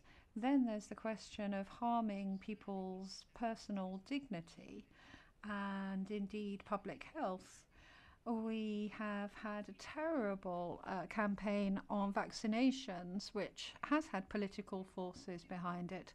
And that's actually led to a reduction in health protection of our children in our countries. Based with that, do you think a call to the Code of Ethics, Code of Behaviour and quality journalism is enough, or do you think that needs to be backed up by something further? I think we open now the round of questions, and then we answer it from the podium. Yeah, who else wants to raise a question? I think translation is still available, or okay. Yeah, gentleman here. Could you indicate who else wants to take the floor, just for me? Good. Thank you. Good afternoon. My name is Sebastian Pensis with URID, the registry for the .eu domain name. And during this debate, one thing that we've mentioned a lot is the role of social media, the roles of traditional medias in fighting against the spread of fake news. But one thing that's been peripheral to this debate has been the role of websites. But we've mentioned Breitbart, Rebel Media, the difference between Le Soir using a .be or a .info extension. So clearly this is something that ties into the fake media debate. And I'd like to ask, in your experience, specifically in fighting the spread of fake news, how have you seen websites or registries and registrars contribute to this fight? What more could they do? And in the most extreme example, I'd like to bring the Stormfront.org story of a registrar actually removing a website because it was an incitement to hate. So do you think this should be more spread out, or is this risking to infringe upon people's right to freedom of expression? Thank you. Take the floor again. Yeah. Should I answer on this one? Whoever wants to answer. Okay. Yeah. I found the Stormfront.org question very interesting because, in fact, is when the after Charlottesville, you witnessed this PR thing. You know, when Spotify started hunting down right-wingers, and Airbnb and Google and all of these people started, jumping on the bandwagon and started hunting right-wingers, which was impossible by now, First Amendment. I think it was a company called, what was it called, Lensflare, Netflare? I can't remember, a tech company from the US. When after Stormfront.org went to Russia, they decided to withdraw a security layer. And this one morning, the CEO of that company just got up and decided to do it. And he wrote a great blog article about it. He said, you know what? Yesterday I went to bed and I didn't want to do anything. This morning I got up, read an article, decided to do it. So who's deciding that I'm withdrawing now the security layer over a right-wing website? It's me, because I'm the CEO. That's it. You don't need any more. So yes, certainly there is need of regulation, but not legal regulation, but also it's essential to have regulations in companies. That's what was my experience right at the moment. Companies have still not understood that they are part of a contextual system in which they play a role also in our civil society. And when even the CEOs of major tech companies don't have a clue or some kind of guideline or some kind of policy how they should interact with right-wingers or left-wingers or whoever, then we see where we are. Yeah, I mean, just to very briefly add to that, yeah. Clearly, providers of these platforms and hosts of these websites have obligations as well. I mean, there's clearly something of a difference between some of these websites that have been pulled. I mean, I think it is to be welcomed, actually, in the wake of Charlottesville, that lots of platforms have stood up and taken a stand against some of this stuff and pulled the services. But there is clearly a difference between something like Breitbart and Rebel Media, which are producing content that I disagree with, that is manipulative and politically driven with the politics I disagree with, and something like Stormfront, which was actively organising attacks against people and you know, etc. There's fundamental separateness there. And that's the difference. In terms of, that's why I fundamentally agree that actually I think if we're talking about ways to fight back against some of these websites, it is things like financial means rather than regulations, etc. Going after advertisers on these websites. But I guess what I really think is important here is we have to build a wall, if that's not a bad choice of words. We have to build a wall between these platforms and the mainstream. And that's really important. What we increasingly are seeing, groups like us that monitor far-right websites of this sort, is a normalization of them, whether or not it's services being provided, things like Rebel Media, holding events and holding cruises on Norwegian Cruise Line, etc. A normalization is saying that these are acceptable platforms. They should be allowed to exist, but I think that it needs to be clear that they are separate from the mainstream. And part of our job as activists, I think, is not necessarily to regulate them, but to make it clear to people that these are marginal forces and that they are extreme or they are a politics that is not acceptable within the mainstream. Yes, regarding your first question, I didn't say that.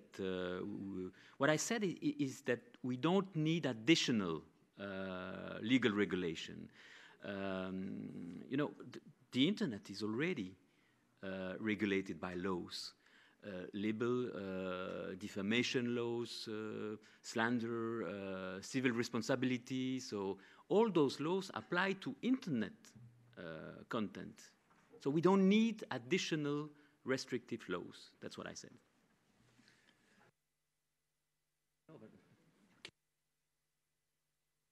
Let's use the current laws. Maybe yeah, but why do we need additional laws, specific laws on this? Okay. I don't see the point. Thank you very much. I think it was a very long, intensive afternoon with many speakers, many diverse descriptions and very complex issues. So if we try to summarize, is there one answer? No. For sure, it's not possible to rely, as we did, or we had to do, on the self-responsibility of industry. This is not enough. This is important, highly important, but it will not be enough. The question is, do we need legal action or do we need empowerment of people? And in between these two things, we have to define our policies. To be open, our group is not united on one single policy at the moment. So we are just trying to develop ideas. For sure, we do not want censorship and we do not need a ministry of truth. So this is not the point.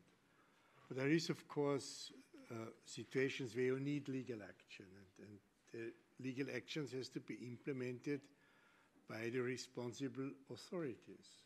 So if legal action is carried out by private agents, this may become very problematic. So this is one point. And the other point is about empowerment. about giving people chances to raise their voices in this apparently very, very complex world. So we need more knowledge.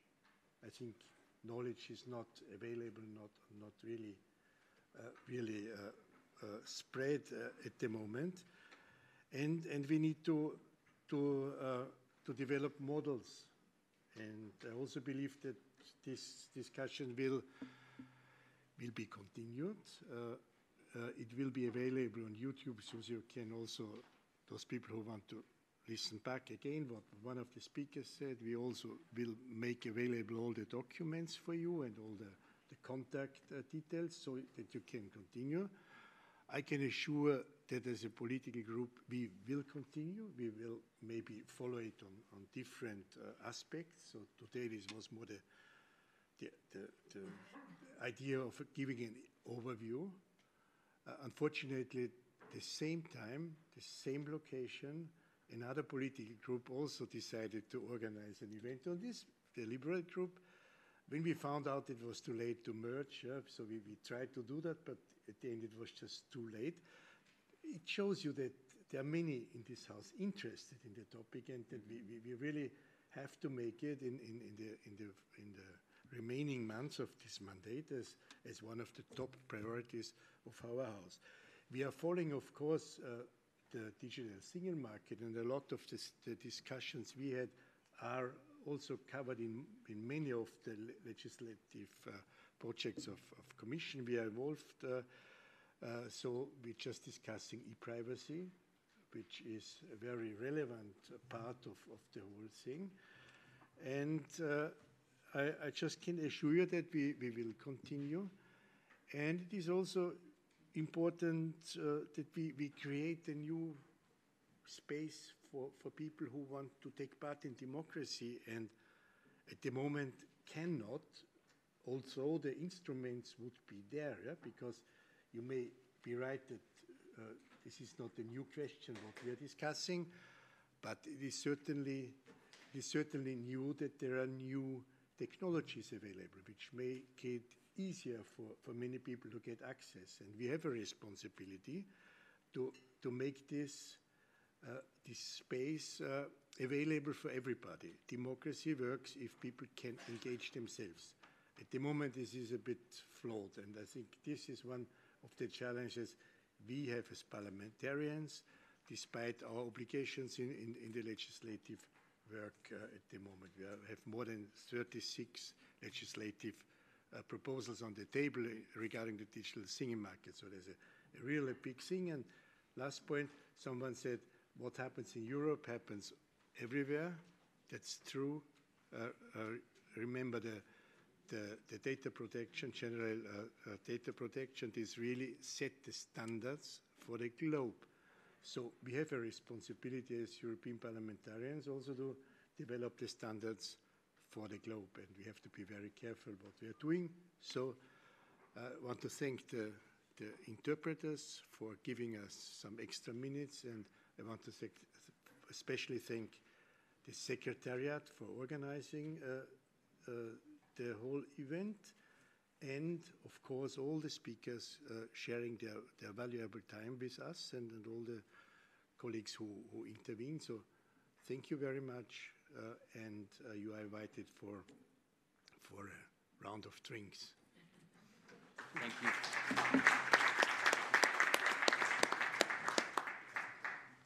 Bleiben in Kontakt, ne? Bleiben wir in Kontakt. Ja? Nee, wir sollten, also ich finde es... Ich will mal ganz kurz meine... Sorry, I did not have a nice role. No, it's the best. But I was the guardian of the time, yeah.